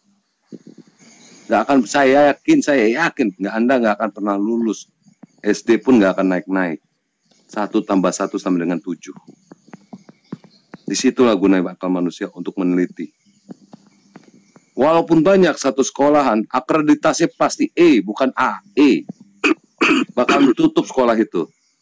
Walaupun kamu banyak, tetapi adat istiadat kamu itu sama seperti misalnya kayak Kaisar Nero, maka disebut negeri itu adalah negeri Sodom atau Gomora. Atau disebut Romawi yang bejat. Di mana ibunya dipakai oleh Nero, kakaknya dipakai, bapaknya dipakai oleh anaknya Lot. Ini ajaran apa? Kita pakai logika lah. Ini kitab suci yang bicara. Saya ngomong begini karena ada kitabnya. Ada yang saya baca, narasinya saya jelas. Lot menduri anaknya. Apakah secara logika Anda bisa diterima atau tidak? Di mana Tuhan itu memberikan hukuman untuk Lot? Di Amsal dikatakan Yehuda meniduri mertuanya. Di mana hukumannya? Nggak ada. Daud melakukan hubungan seks dengan istri pegawainya, panglimanya, yaitu Uria. Di mana hukuman untuk Daud? Dia melakukan dosa, seharusnya dia mati, tapi enggak kan? Arti Tuhan ini apa? Memberikan satu hukum yang tidak tepat, hukumnya tidak kekal. Hukumannya itu hanya ngarang-ngarang. Siapa yang ngarang-ngarang? Kamu teliti. Siapa yang menuliskan kitab ini? Ingat ya, hidup itu cuma sekali, Charlie. Untuk mencari pembenaran untuk diri kamu, mungkin saat ini kamu menyatakan diri kamu sendiri menyatakan kamu benar. Tetapi hati kecil kamu menolak semua apa yang kamu katakan benar. Kebenaran itu adalah yang sesuai dengan normatif kamu. Ingat itu. Kita di sini orang sekolah semua. Yuk, kita menggunakan akal kita. Bukan pikiran Anda. Kalau pikiran manusia, cari kebenaran, walaupun istilahnya kebenaran itu ada di kotoran manusia, dia akan korek-korek di kotoran manusia. Walaupun najis, yang penting jangan sampai malu di depan orang lain. Tapi hasilnya apa? Akan dijauhi oleh manusia yang lain. Karena bau badan dia. Ingat omongan saya. Sadar deh. Saya cuma menyadarkan kamu, gunakan akal. Ya, terima kasih. Ya, dari konsep berpikir dan pertanyaannya saya paham, tetapi seperti yang saya tadi bilang, karena waktu saya sangat terbatas, itu bisa digali dan dipelajari di Bible Study, Bang. Dari Kejadian sampai Wahyu kita memiliki beberapa pertemuan dan seterusnya. Baru nanti kita akan memahami dan konsepnya seperti apa itu nanti akan ada. Tetapi balik lagi, saya tidak akan masuk kepada wilayah polemik, meskipun itu dipandang salah oleh iman Islam di situ. Karena apa yang iman Islam yakini tidak akan menggugurkan apa yang menjadi kebenaran. Misalnya yang saya pegang nih gitu kan, teologi yang saya pegang, keimanan yang saya peluk begitu. Jadi terima kasih buat waktunya, sampai ketemu lagi. Oh sebentar Bang Charlie, sebentar. Menurut salahnya itu bukan Islam aja Charlie. Salah Anda ngomong gitu. Islam itu nggak menyatakan ajaran salah. Tetapi seluruh agama di dunia ini menyatakan agama Anda salah. Karena seluruh agama yang saya pelajari, tidak pernah ada Tuhan itu mati.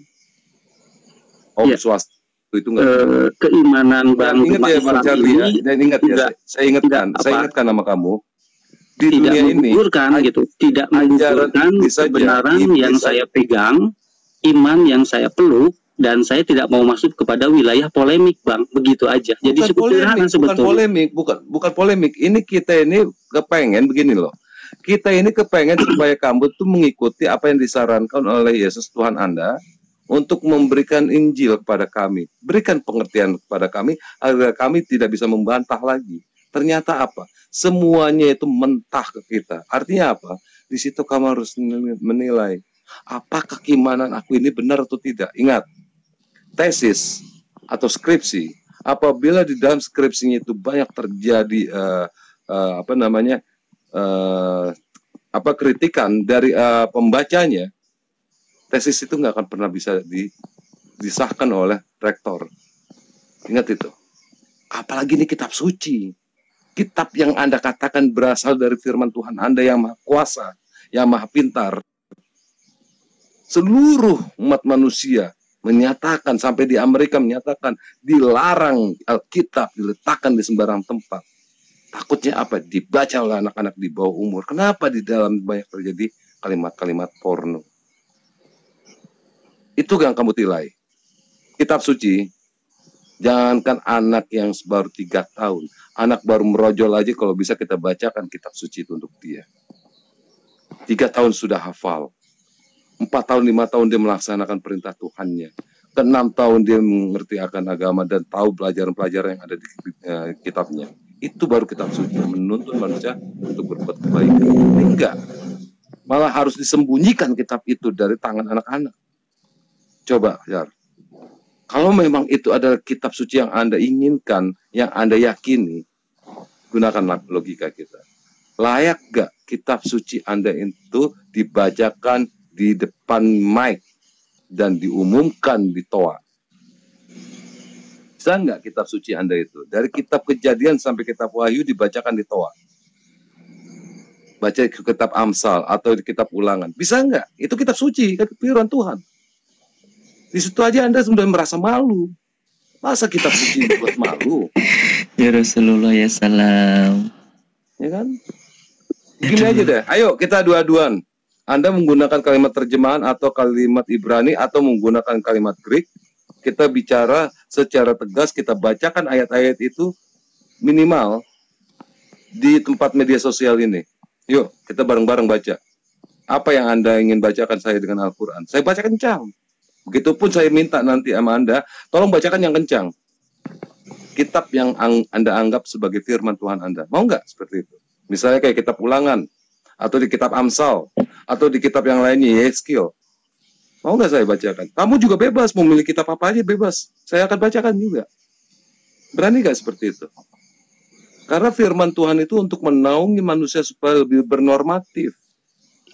Memiliki norma. Memiliki aturan yang layak untuk dijadikan sosial. Ini enggak. Anda merasa malu memiliki kitab itu. Giliran dibaca itu Anda marah. Giliran ditanya begini Anda nggak mau jawab. Emosi. Loh, ini kan kitab suci yang firman Tuhan Anda yang Anda yakini sebagai firman. Kenapa Anda nggak mau baca? 5 tahun, dan saya dari tahun 98 mengadakan debat dengan orang-orang Kristen. Orang Kristen pada lari semua. Saya orang perbandingan agama. Saya bicara di sini bukan bicara asal bicara, karena kapasitas saya memang di sini, di perbandingan agama. Saya mempelajari semua agama. Cuma agama Anda aja yang menghinakan Tuhan serendah-rendahnya. Tuhan mati. Dan agama yang lain kalau tidak ada Tuhan harus mati. memotong, sesuai statement awal saya, tadi saya bilang, saya mempunyai tanggung jawab di ruang publik, termasuk di sosial media ini, untuk tidak berpolemik. Yang pertama. Yang kedua, saya hanya akan menjawab mengenai apa yang saya tahu, imani, dan yakini di dalam bentuk teologi, iman yang saya peluk, dan seterusnya. Lebih daripada itu, saya serahkan lagi kepada semuanya, begitu. Jadi itu bukan menjadi dasar untuk saya hadir di sini, karena saya hadir di sini waktu tadi saya scroll live itu diundang naik ke atas, lalu saya ditanya, lalu diajak berdiskusi, tadinya begitu. Jadi saya tidak punya kewajiban untuk menjawab apapun, menjelaskan apapun, tetapi saya memberikan satu clue bahwa apa yang ditanyakan dan dilontarkan tadi itu ada di dalam Bible Study. Bible Study isinya ada sejarah Alkitab, kisah tempat, lalu kejadiannya, tokohnya, dan lain sebagainya, dan bukti-bukti sejarahnya sampai saksi dan semuanya itu ada. Jadi itu akan panjang lebar, dan kebetulan saya harus cepat istirahat.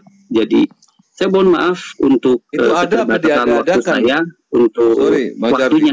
Terima kasih. Itu sejarah Anda itu ada apa diadakan oleh mereka yang ada di gereja di Antioquia 325? Terima kasih, Bang. Saya turun dulu. Antioquia, sebentar Bang. Di Antioquia itu ada 2 kubu, Bang. Yang satu kubu yang lurus kepada tauhid, yang satu lagi kubu kepada penjilat kepada Romawi. 2 orang ini yang setuju dengan Romawi dia diangkat, dan orang-orang yang lainnya, orang-orang dari barat itu disetujui, dan orang-orang yang timur dipenjarai. Begitu Bang. Kalau kita belajar sejarah gereja, kalau kita belajar sejarah gereja di tahun 100 sampai tahun 300, di situ memang banyak konflik yang terjadi di dalam internal kekristenan. Ada nanti Tertullianus, ada lagi Tertullianus dan seterusnya. Tetapi saya mohon maaf nih ya, tanggung jawab saya di ruang publik termasuk di sosial media ini tidak untuk menghadirkan polemik, hanya itu hadir di dalam ruang-ruang pembelajaran seperti Bible Study. Kalau misalnya ada salah satu dari kita berminat atau kita berminat, silahkan. Misalnya saya bisa memberikan rekomendasi, ada Bambang Nursena, ada Rita Wahyu. Coba baca-baca dan lihat-lihat dan simak penjelasan mereka. Begitu aja. Terima kasih. Ya, kalau Anda sering ketemu Bambang Nursena, tolong Bambang Nursena kasih datanya dia, ataupun ketemu sama saya mau diskusi sama dia. Oke, nanti kenapa setiap saya mau ngajak setiap saya mau ngajakkan diskusi sama dia, selalu dia menghindar. Jose OTU juga sama. Kenapa kalau saya mau minta diskusi sama dia, baik itu offline maupun online, silakan. Gitu loh. Kalau saya lebih suka dengan debat sama mereka yang katanya mereka itu menguasai sejarah. Buktinya apa? Sejarah mereka itu semuanya itu nggak ada yang benar. Karena hanya menumpuk-numpuk data-data yang tidak konkret, nggak jelas statusnya yang dikatakan katanya Bambang Nursena, kain kafannya Yesus itu adalah benar. Setelah dicek cuma adanya dari abad ke-1000 setelah Yesus mati. Ini mana yang benar? Katanya Bambang Nursena tahu tentang sejarah. Saya udah berapa kali saya mengundang dia untuk debat sama saya. Ya, saya mohon maaf untuk memotong, tetapi balik lagi, tanggung jawab saya di ruang publik termasuk di sosial media ini adalah tetap memelihara toleransi, dan saya ada di sini itu tadinya lagi scroll live lalu diangkat naik, diajak berdiskusi. Yang kedua, saya hanya menjawab apa yang saya tahu, saya imani, dan saya yakini di dalam bentuk teologi, bentuk doktrin, dan bentuk-bentuk yang memang saya sudah pelajari dan saya yakin di dalamnya ada kebenaran. Kalau di luar daripada itu, saya tidak mau berpolemik begitu. Oke, satu lagi. Di ayat Anda itu, di kitab Anda itu ada menyatakan diwajibkan kepada penyembah-penyembah Yesus. Ya, kamu kan penyembah Yesus. Nggak salah kan saya ngomong? Untuk mengabarkan Injil-Injil kepada segala makhluk. Saya ini makhluk, Bang. Makhluk Tuhan. Anda memiliki kewajiban dari perintah Yesus seperti di kitab Yohanes pasal 14:15, ya. 14 ayat 15. Dikatakan begini. Kalau engkau mencintai aku, maka engkau harus menuruti segala perintahku. Yesus memerintahkan untuk menyebarkan Injil ke segala makhluk. Anda memiliki kewajiban untuk menyadarkan saya supaya saya mengikuti apa yang diperintahkan Yesus. Bisa nggak Anda memberikan penggambaran itu kepada kami? Karena Anda memiliki kewajiban. Kewajiban Anda seorang Kristen menyebarkan Injil. Bagaimana caranya supaya saya pas saat Anda menjelaskan saya tidak bertanya lagi, arti saya paham. Kalau saya bertanya, artinya di situ ada yang kurang paham saya. Itu yang namanya baru penginjilan yang benar. Tapi kalau seandainya penginjilan Anda masih saya tanyakan, artinya ada sesuatu yang nggak dipahami oleh kami. Bisa nggak Anda jelaskan bagaimana cara supaya saya itu nggak banyak bertanya lagi? Bisa. Begitu Bang, kewajiban Anda. Misalnya begini, saya bilang kalau saya orang Sunda asli dari Bandung, lalu ada beberapa teman yang nggak percaya kalau orang Sunda itu ada yang orang Kristen. Gini, itu logika aja ya, maksudnya perbandingannya. Tetapi loh, karena semua dari kita punya kehendak bebas untuk mempercayai dan tidak, itu akhirnya dikembalikan lagi kepada status pengabaran Injil, pemberitaan Injil kepada masing-masing orang, apakah dia setelah mendengar akan menerimanya atau menolaknya. Begitu. Begini ya, ini contoh aja satu ya, contoh. Iya, saya orang Sunda, Nata Praja saya ininya apa? Saya juga. Ini ya. Sebentar. Saya juga dari Bandung, saya orang Unisba, Universitas Islam Bandung. Saya kuliah di sana, di Taman Sari. Jadi gini ya Kang, saya nggak mau ngomongin masalah daerah. Orang Sunda. Mau orang Sunda, kayak mau orang Arab, kayak saya nggak peduli. Yang penting iman Anda. Itu contoh aja. Ini kan cuma masalahnya ya, yakin atau tidak, gitu kan? Mau apa enggak? Kalau ditolak ya udah, gitu toh. Sesederhana itu kok. Bukan begitu dong. Seperti gini ya. Kalau Anda mau bertanya kepada orang Islam, bagaimana konsep Islam itu tentang masalah ketuhanan? Saya katakan begini, Bang. Allahu la ilaha illa huwal hayyul qayyum. Allah itu tidak ada Tuhan selain dari Dia yang tidak pernah tidur dan tidak pernah mengantuk. Ayat gak Tuhan seperti itu menurut Anda? Tuhan itu tidak pernah tidur dan tidak pernah mengantuk. Kepunyaannya apa ada yang di langit dan yang di antaranya dan apa yang ada di bumi. Ada gak Yesus menyatakan seperti itu? Dia mengetahui apa yang ada di depan kamu dan apa yang ada di belakang kamu. Jadi Tuhan saya mengetahui sesuatu yang kamu nggak tahu dan Dia tahu apa yang kamu ketahui. Tuhan saya itu. Adanya di mana? Di surat Al-Baqarah ayat 255. Penjelasan itu. Jadi, kalau kamu mau mengetahui tentang keyakinan yang sebenarnya, ayo kita adakan suatu studi perbandingan komparatif. Saya orang perbandingan agama dari Usuluddin Unisba, Universitas Bandung. Depan Pasun dan Unpas. Taman Sari. Balik lagi ya, tanggung jawab saya. Kalau onsite mungkin kita bisa berbicara lebih dalam, Bang. Tetapi tanggung jawab saya di ruang publik ini adalah untuk tetap menjaga loh, ya.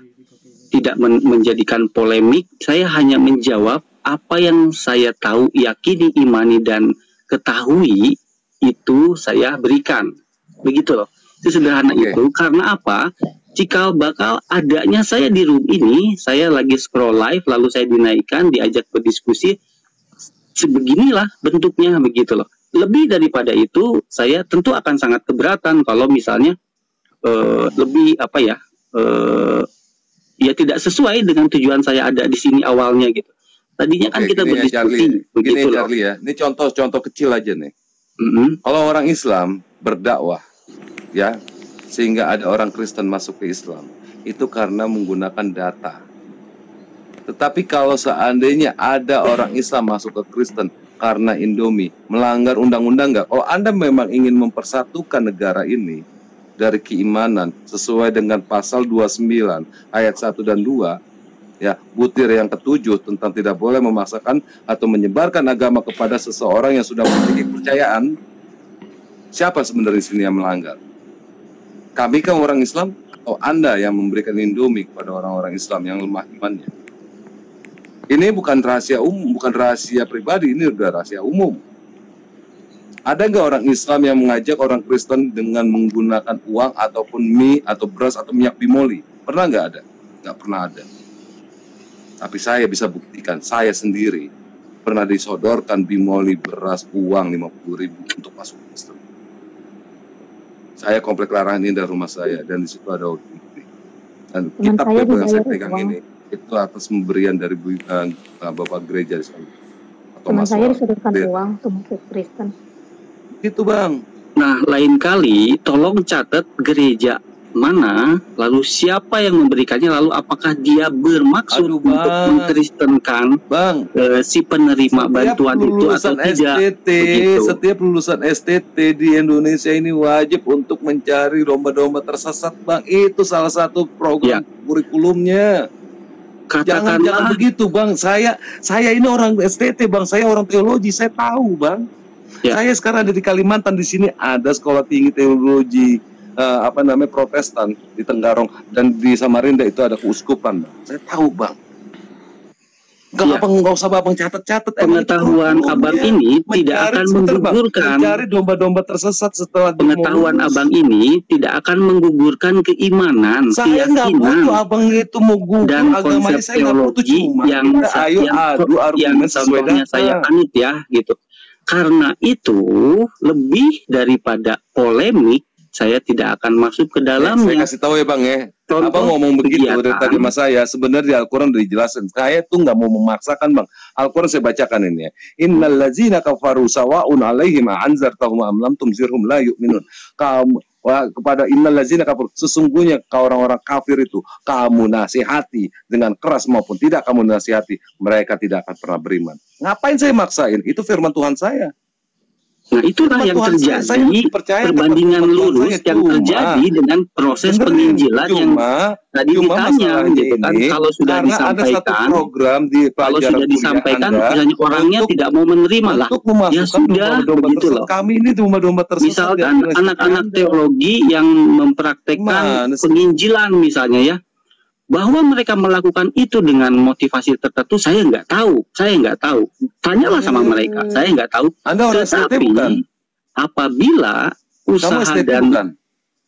Apabila usaha dan kerja mereka tidak menghasilkan, itu artinya pada saat itu tidak boleh adanya kamu orang STT bukan tahu program begitu. Pada saat dia mau lulus kuliah itu tahu ada itu bagi traktat gitu.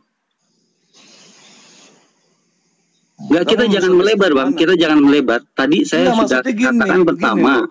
Anda menyatakan katanya Anda ini ingin mempersatukan, saya nggak membuat polemik. Tetapi di ajaran Anda itu ingin memberikan kepada umat Islam agar menjadi domba-domba yang harus turut pada Yesus. Orang Islam itu udah punya keyakinan Bang. Melanggar aturan dari pasal 29, butir 7 Bang. Oke Bang, kita skip dulu aja itu, biarin. Sudah. Kita lanjut Bang Charlie. Oke ya. Kita Charlie. Tadi kan saya udah katakan bahwa skenario Tuhannya Bang Charlie ini cacat lah ya. Artinya nggak tahu nih yang cacat nih Tuhannya atau yang membuat cerita ini, yang buat dongeng ini. Karena dari sejarah tidak ada tuh cerita penebusan dosa ya. Dari Adam sampai Abraham, Daud, Musa, sampai Yesus sendiri tidak ada pernah mengajarkan tentang penebusan dosa. Nah, muncul itu ada di Kristen, kan begitu. Ya, jadi istilah, kalau saya bisa katakan Kristen ini antikristus lah ya, yang mengajarkan sesuatu yang saya konotasikan bahwa antikristus ialah anti dengan pengajaran Yesus ya, yang menolak ajaran Yesus seperti itu gitu loh. Kemudian gini Bang Charlie ya, saya buktikan lagi bahwa Tuhannya Bang Charlie ini cacat ya, atau bukunya Bang Charlie ini cacat. Saya bisa katakan bahwa kitab sucinya Bang Charlie ini bukan kitab suci, karena ini saya bilang antikristus. Nah, tentang penebusan dosa itu ya, dari awal itu udah cacat ya. Kemudian lanjut berikutnya, Yesus disalib, kan begitu Bang Charlie ya, untuk menebus dosa. Nah, menurut Bang Charlie untuk menebus dosa siapa? Iya. Silakan. Dosa akibat melanggar perintah Tuhan. Ya itulah yang menyebabkan manusia itu mati. Ya dosa siapa? Gitu. Dosa siapa? Adam dan Hawa, dosa keturunan itu. Dosa Jangan asal. dibawa. Oke, Pak Charlie. Saya bilang jangan bawa ke Adam karena cacat. Itu sutradaranya udah cacat. Jadi kalau kita bawa tarik ke atas diurut itu udah cacat. Berarti Bang Charlie harus membuat satu cerita lagi yang logik gitu ya, yang logik. Karena tadi itu sudah saya jabarkan itu cacat. Jadi itu cerita itu kalau membuat suatu cerita udah cacat, udah dicoret-coret sama sutradara itu cacat gitu. Oke, kita bikin cerita lagi. Untuk menebus dosa siapa itu? Sekarang loh Bang Charlie. Untuk menebus dosa orang yang menjadi keturunan Adam dan Hawa. Masih tetap bertahan di sana walaupun cacat, dipertahankan. Ya, kita mengatakan demikian. Oke, gitu. Terus dosa semua dosa maksudnya dari keturunan Adam. Iya. Dosa. Betul. Membunuh, berzina. Iya. Sabar. Jadi semua dosa keturunan manusia keturunan Adam semua berdosa, betul? Betul. Nah, ini antikritus lagi saya bilang. Karena ini memang bukan ajaran Yesus. Saya bisa buktikan bahwa keturunan Adam itu di multi people itu ada dua kategori. Orang yang baik dan orang yang benar, orang yang kudus dan orang yang tidak kudus. Sepakat tidak nih? Pasti tidak akan sepakat karena tadi udah tertanam bahwa keturunan Adam itu adalah berdosa atau berbuat dosa. Membawa bibit dosa. Betul. Artinya sudah berdosa kan? Artinya dari keturunan Adam itu semua manusia berdosa. Memiliki potensi untuk berbuat dosa. Lah, kok ditarik lagi ceritanya? Iya, karena itu sejajar. Sekarang potensi berdosa dan berdosa sama tidak? Potensi itu kan potensial ya, kemampuan potensial yang bisa terjadi. Ya, sudah terjadi atau belum? Belum. Lah kenapa orang nggak berdosa kok ditebus gitu loh? Ini aneh lagi nih. Tadi katanya semua ini penyaliban adalah untuk penebusan dosa dari Adam. Dari keturunan Adam. Sekarang ditarik lagi yang potensi katanya. Apa maksudnya nih? Ceritanya apa ini? Ini tambah nggak logik. Makanya kalau buat cerita, saya bilang cerita yang bagus. Ini udah cacat dari awal. Kalau ditarik lagi ke awal itu tambah cacat gitu loh. Enggak, kalau memang pemahaman saya salah, berarti pengajaran teologi itu berarti 1400 tahun ke belakang atau lebih itu salah. Salah memang. Nah, memang salah. Itulah yang saya bilang tadi, ya. Kalau kita berbeda ya biarin aja gitu kan. Saya tidak menarik polemik. Tidak begitu. Gitu. Bang Charlie ini di sini di forum diskusi harus bertanggung jawab kepada netizen dan kepada teman-teman di sini. Jadi argumennya itu harus dipertahankan. Kalau memang itu ada dosa waris, ya dipertahankan dan buat argumen yang kuat. Jangan ya sudah, silakan itu kan berbeda. Jangan gitu. Ini kita ada ranah diskusi. Tapi kan koridornya jelas, kita itu gak sama Bang. Islam dan Kristen itu gak sama. Mau disama-samain kayak gimana juga teologinya beda, imannya beda, tokohnya berbeda, kisahnya berbeda. Lalu harus sama itu dari mana saya tanya? Memang saya tidak mau menyamakan. Ajaran pagan saya mau samakan ya tidak mau. Karena dari saya sudah sampaikan. Dan sabar dulu. Ada seorang pagan naik di forum ini, lalu dia menceritakan kepaganannya, lalu kita bilang dia sesat, dia ya memang gak sama Bang. Iya makanya saya bilang begini. Tadi kan saya sudah ceritakan sejarah penebusan dosa itu dari para nabi tidak ada. Dari mulai Adam, Abraham, Musa, Daud, sampai Salomo, sampai Yesus itu tidak ada. Nah muncul kemudian ada penebusan dosa di agama Kristen. Itu ya poinnya. Saya pernah menyinggung mengenai konsep pengorbanan yang ada di kitab Bilangan dan Ulangan dan Imamat. Di situ bangsa Israel, 12 suku itu, dan kaum Yahudi, agama mereka itu nantinya dikenalnya sebagai Yahudi, memperhatikan, mengatur binatang apa yang harus dibawa, bagaimana cara mengorbankannya, pada waktu kapan, dan tempatnya di mana. Lalu banyak sekali hukum-hukum itu yang kita bisa baca, itu paralel Bang. Itu nggak ada.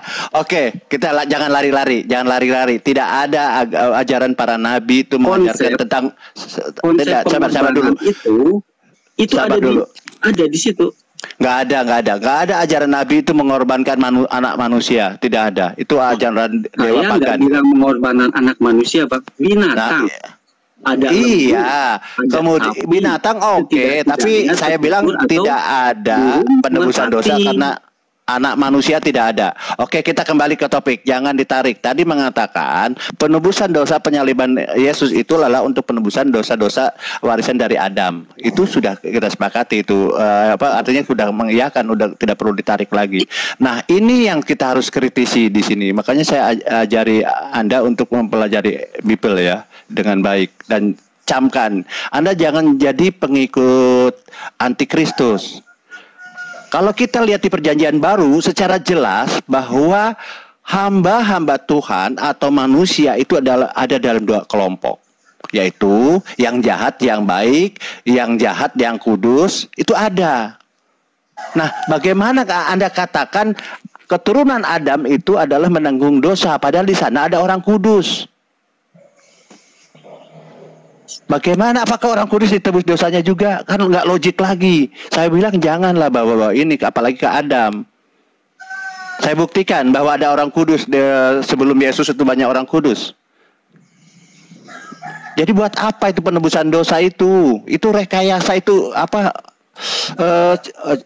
skenario Tuhan yang cacat, saya bilang. Kemudian akan disusuli dengan hal-hal yang cacat lagi. Kita lihat di Matius 13 ayat 17. Dengarkan ya. Sebab aku berkata kepadamu, sesungguhnya banyak nabi dan orang benar ingin melihat apa yang kamu lihat, tetapi telah melihatnya, dan ingin mendengar kamu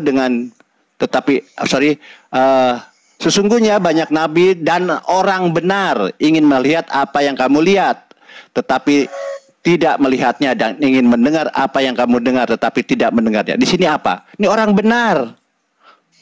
Orang benar itu berarti tidak salah. Iya. Iya kan? Ini para nabi nih.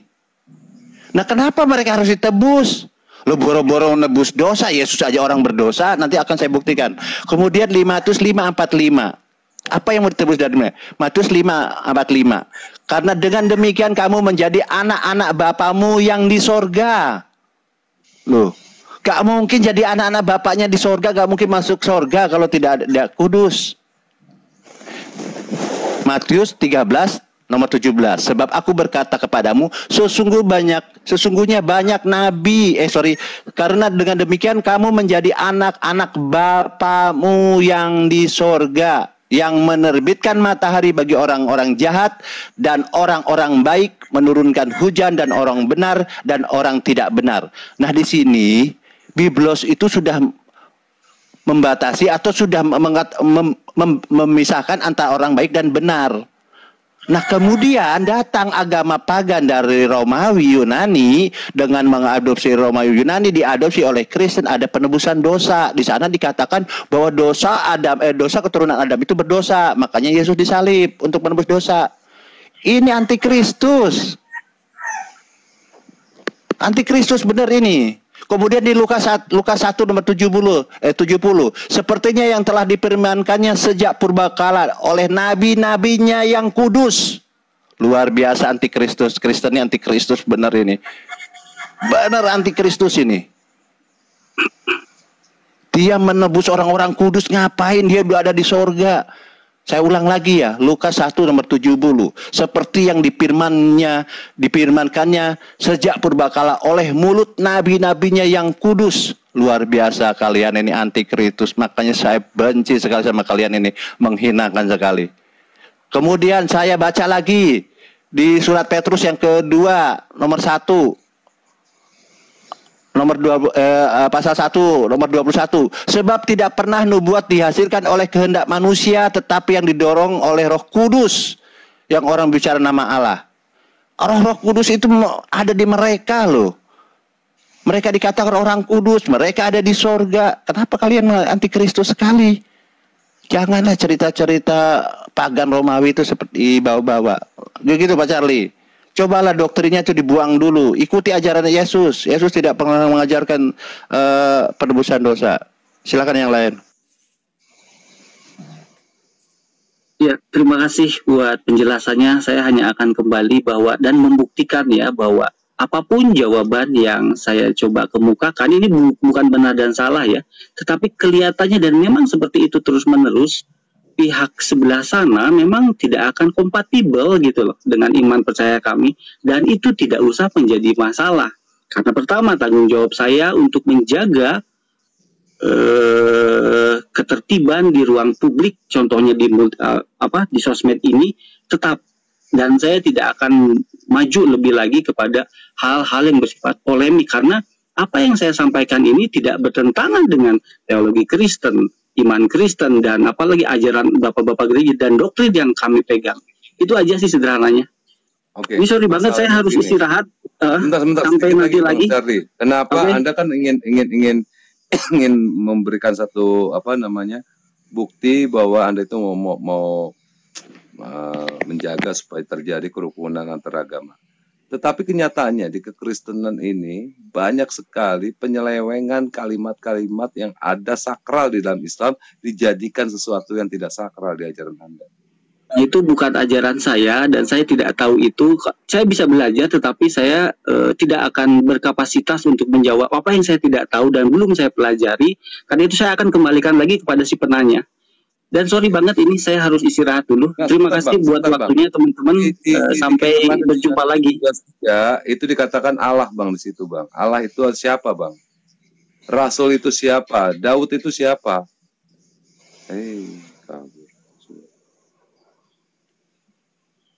Kita turun ya. Aduh capek deh. Mantep tuh Bang, tadi Bang pembahasan itu puasa maut. Narasi bagus banget. Lanjut yang lainnya deh. Saya main sikat terus ini. Kang Gema orang Sunda lagi nyerahkan pisan eta teh ini geuleuh. Aing ge sarua nih hayang nakwal. Aduh. Salam kenal semuanya yang baru hadir. Ya begitu mah. Ngaku Sunda, lain Sunda eta mah pendatang, misionaris. Pujeng host menihanas ngeluarkan kasih sayang. Kita tadi ngobrol ke Nabi Isa, tuh nyambung ujung-ujungnya ke Paulus. Aduh, Paulus dari pelajaran Paulus. Kelo. Tapi aku jadi diajar, di dia. Oh ngerti, bener Kristen mah geus teu kudu diampuni.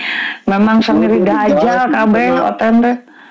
Ngapa bodoh hungkul ngomong halus-halus nipu. Oh, hanas urang mau kajebak, bener jeung host. Ulah percaya ka orang kafir mah, ulah pokoknya ngomong ke mama kafir mah tetep kafir. Nyata kafir teh Kristennya, aduh Gusti ngagung.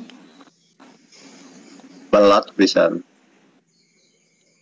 Nah, kan tahu kan sekarang kan bagaimana manehna teh sok ngeyel cek. Jauh suara Bang Gema. Bedul. Suaranya Bang Gema. Tiga zombie. Minoritas kecil. Kayak zombie. Iya, orang-orang oten teh siga naonnya? Bedegung. Warangka eusina gitu. Aduh aing. Nyata bedegung. Rek kasar era kasar era. Semua yang ada di sini malu aing rek kasar aing mah. Mana otennya kok hilang? Ajaran Bubuk, otennya bubuk. udah jelas Allah Udah nggak kuat tuh hatinya udah merintih. Bang Hos. Mau aja.